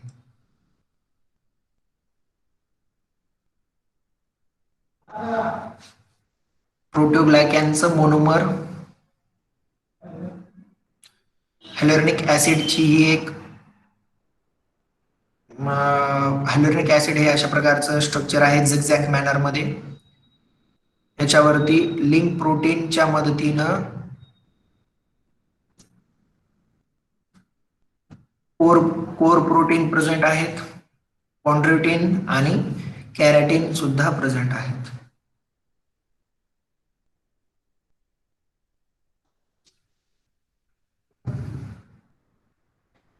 Glycoproteins, major components of protein. On cell surface, oligosaccharide component has important role in signal transduction. These are secretory protein, antibiotics, hormones. हे त्याचे काही example आहेत ग्लायकोप्रोटीनचे. Follicle stimulating hormone, luteinising hormone, त्यानंतर thyroid stimulating hormone. हे जे काही hormone आहेत, अँटीबॉडीज आहेत किंवा हॉर्मोन्स आहेत, हे सर्व ग्लायकोप्रोटीनचे एक्झाम्पल आहेत. ग्लायकोप्रोटीन हे हेटेरोपॉलिसॅकराइडचं एक्झाम्पल आहे. प्रोटिओग्लायकॅन आणि ग्लायकोप्रोटीन यांचं distinguish. GAGs are covalently attach to a protein. GAG हे कोव्हॅलेंटली अटॅच आहे प्रोटीन बरोबर. 95% शुगर या ठिकाणी प्रेझेंट असणार आहे प्रोटिओग्लायकॅन मध्ये. 95% म्हणजे शुगर खूप जास्त प्रमाणामध्ये आहे. Glycoprotein primarily of protein with small amount of carbohydrate. Glucose plus protein is equal to glycoprotein. Small amount मध्ये शुगर प्रेझेंट असणार आहे. शुगर चेन आर लार्जर किंवा लॉंगर, 100 किंवा त्याच्यापेक्षा जास्त शुगर चेन प्रेझेंट असणार आहेत प्रोटिओग्लायकॅन मध्ये. आणि ग्लायकोप्रोटीन मध्ये 20 शुगर रेसिड्यू किंवा त्याच्यापेक्षा कमी शुगर रेसिड्यूज प्रेझेंट आहेत. 20 पेक्षा कमी ग्लायकोप्रोटीन मध्ये. Proteoglycan is linear, glycoprotein is highly branch. In proteoglycan disaccharides repeats, disaccharide हे रिपीट होणार आहेत. ग्लायकोप्रोटीन मध्ये रिपीट सिक्वेन्स प्रेझेंट नसणार आहेत. Glycolipid, glucose plus lipids. Certain oligosaccharide bind covalently with lipid on outer surface of plasma membrane to form glycolipids. Plasma मेम्ब्रेनच्या outer surface वरती glycolipids present आहेत, glucose plus lipids. Gangliosides हे त्याचं example आहे ग्लायकोलिपिडचं. Basic core structure is most ceramide, glucose, galactose, N-acetyl galactosamine and N-acetyl neuraminic acid, sialic acid. Occur in brain, spleen, RBC and nerve cell. हे आपल्याला lipid ज्या वेळेला बघायचं लिपिड युनिट, त्या लिपिड युनिट मध्ये आपल्याला बघायला भेटेल ग्लायकोलिपिड्स आणि त्याचे काही एक्झाम्पल्स. त्याच्यानंतर आहे म्युसिलेज. म्युसिलेज मध्ये एक्झाम्पल आहे अगार, ज्याला आपण लॅबोरेटरीज मध्ये अगार अगार पावडर असं म्हणतो. Extracted from seaweeds, Gracilaria. Gracilaria नावाची अल्गी आहे, त्या अल्गी पासून अगार अगार आयसोलेट केलेलं असतं. Galactose, glucose and other sugars. Function can not be digested by bacteria. हे बॅक्टेरिया डायजेस्ट करू शकत नाहीत. So used as supporting agent to culture bacterial colonies. Agar आगारचा रोल काहीच नाही. आगार आगार फक्त जेलिंग एजंट म्हणून आपण यूज करतो, फक्त जेलिंग एजंट. या आगारला ते बॅक्टेरिया खात नाहीत किंवा डायजेस्ट करत नाहीत. आगार आगार only used as gelling agent. हे जेलिंग एजंट मध्ये आपण यूज करतो. ज्या वेळेला आपल्याला पेट्री प्लेट बनवायची असते, पेट्री प्लेट बनवत असताना आपण आगार आगार यूज करतो, सॉलिडिफाईंग मीडिया बनवत असताना. Also used as supporting agent to culture bacterial colonies, also as support medium of immunodiffusion and immunoelectrophoresis. याच्यामध्ये सुद्धा आपण आगार आगार यूज करतो. आगार आगार किंवा आगार used as solidifying agent. अगॅरोज. अगॅरोज ही जी पावडर आहे ती आपण इलेक्ट्रोफोरेसिस मध्ये यूज करतो, जेल तयार करण्यासाठी. Gel. Galactose and 3,6 anhydrous galactose unit used as matrix for electrophoresis. Electrophoresis मध्ये आपल्याला जेल तयार करायची असेल तर आपण अगॅरोज जेल यूज करतो आणि या जेल मधून DNA, RNA हे ट्रान्सफर होतील इलेक्ट्रोफोरेसिस मध्ये आणि तिथं आपल्याला ते ऑटोरेडिओग्राफीच्या अंडर आपण ऑब्झर्व करत असताना आपल्याला DNA, RNA आपल्याला या अगॅरोज जेल मध्ये दिसतात. पोरोसिटी कमी करायची का जास्त करायची हे आपण अगॅरोजच्या ऍडिशन वरती डिपेंड करतो. अगॅरोज जर जास्त वाढवले, आपण जास्त प्रमाणामध्ये जर अगॅरोज घेतलं, फॉर एक्झाम्पल 1% अगॅरोज घेतलं तर त्याची पोरोसिटी कमी असेल. आणि जर 1.3% अगॅरोज जर आपण घेतलं तर त्याची पोरोसिटी 1% अगॅरोज घेतल्यानंतर पोरोसिटी जास्त असणार आहे आणि 1.3% पोरोसिटी 1.3% अगॅरोज घेतल्यानंतर त्याची पोरोसिटी कमी असेल. Vegetable gums contain hexose or pentose or both in glycosidic union and co-acid group. Example gum arabic on hydrolysis aids, used in pharmaceutical as an adhesive. Adhesive म्हणून व्हेजिटेबल गम्स यूज केले जाते. Pectin आपण already बघितलेला आहे. हे झालं आपलं हेटेरोपॉलिसॅकराइड. हेटेरोपॉलिसॅकराइड हे आपण जास्त एक्झाम्पल बघितलेले आहेत जे आपल्या सिलेबसला आहेत. तेच एक्झाम्पल याच्यामध्ये आहेत. फक्त त्यांचे स्ट्रक्चर वगैरे आपल्याला कन्फ्युजिंग वाटतात. तर फक्त हे नोट्स तुम्हाला गुगल क्लासरूम वरती शेअर केल्यानंतर एकदा आठवणीनं हे व्यवस्थित वाचून घ्या, स्ट्रक्चर व्यवस्थित बघून घ्या.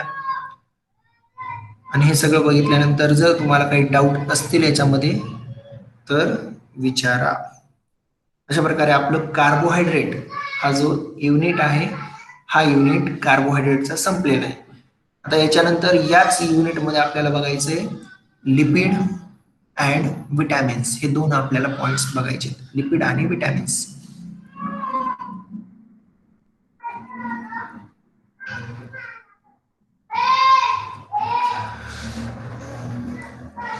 आपल्या फर्स्ट इयरच्या ग्रुप मधून सगळ्यात जास्त पर्सेंटेज कोणाला आहेत MSc फर्स्ट इयर मध्ये?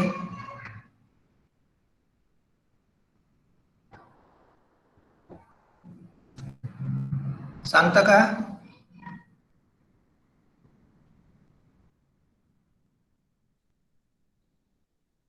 सगळ्यात जास्त पर्सेंटेज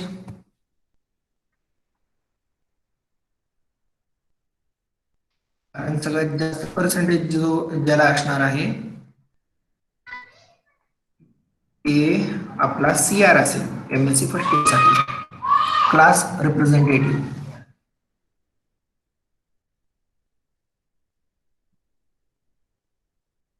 नाव दिसतंय सगळ्यांना? यस.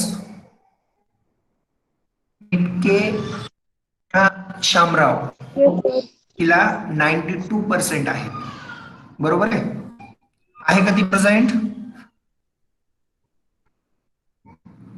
Yes sir. ही असेल आपली CR, class representative for MSc first year.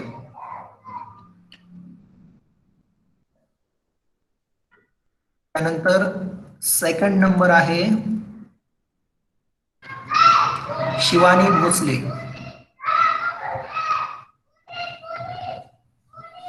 Shivani Bhosale आणि फर्स्ट आहे मिटके प्रज्ञा. Yes sir.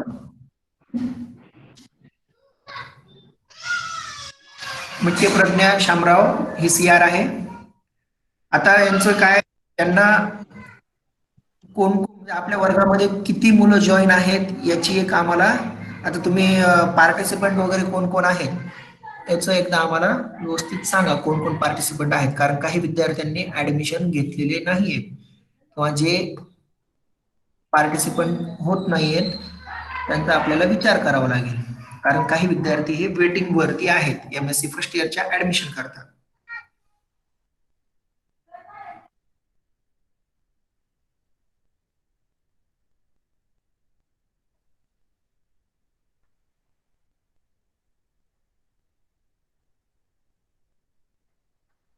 आपल्या ग्रुपवरती जे मी स्वयंची लिस्ट टाकलेली आहे, जी लिंक टाकलेली आहे त्या लिंक वरती सगळ्यांनी क्लिक करून रजिस्ट्रेशन करायचं आहे. 2 कोर्स आहेत, फर्स्ट डायरेक्टरचा आणि दुसरा आहे सेल स्ट्रक्चर किंवा सेल बायोलॉजीचा सेल ऑर्गनायझेशन. तुम्हाला जो सुटेबल वाटेल तो कोर्स तुम्ही निवडायचा आहे. आणि याची जी लिस्ट आहे ती लिस्ट आपल्या CR कडे द्यायची आहे, त्याची स्क्रीनशॉट CR च्या व्हॉट्सअपला टाकायची आहे सगळ्यांनी.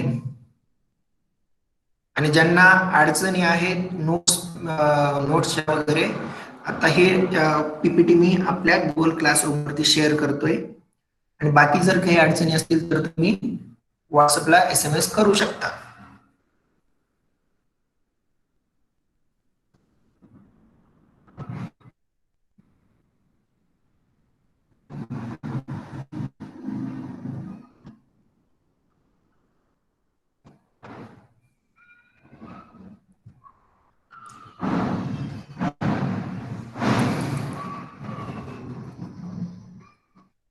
कार्बोहायड्रेट झालेलं आहे. कार्बोहायड्रेटच्या नंतर आपल्याला लिपिड बघायचं आहे. त्याचा इंट्रोडक्टरी पार्ट आपण बघून घेऊ.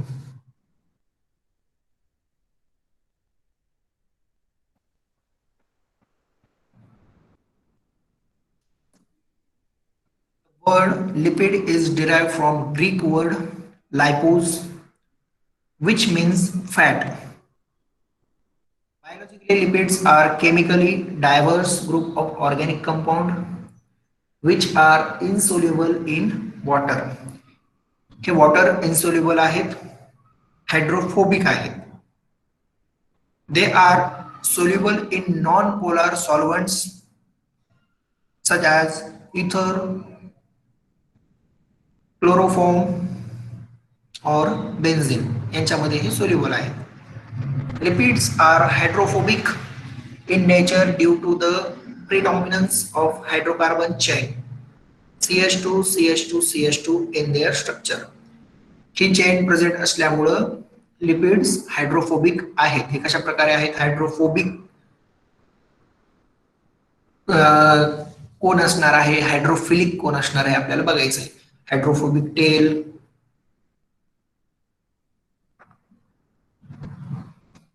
unlike the proteins, nucleic acids and polysaccharides, lipids are not polymer. हे पॉलिमर नाही आहेत. They are the chief storage form of energy. They provide sixfold as much energy as an equivalent mass of glycogen. Fat and oils are the principal store form of energy in many organisms. Fat आणि oil हे example आहेत लिपिडचे. Lipid participate in oxidative phosphorylation. Oxidation plus phosphorylation. Oxidative phosphorylation मध्ये lipid participant करणार आहेत. Oxidative phosphorylation ही term कुठं झालेली आहे आपल्याला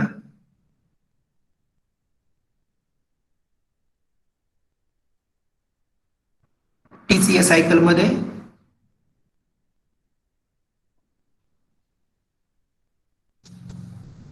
का फोटोसिंथेसिस मध्ये. Neutral lipids upon hydrolysis yields glycerol and fatty acids. Many lipids molecule are amphipathic. Amphipathic चा अर्थ होईल हायड्रोफिलिक as well hydrophobic.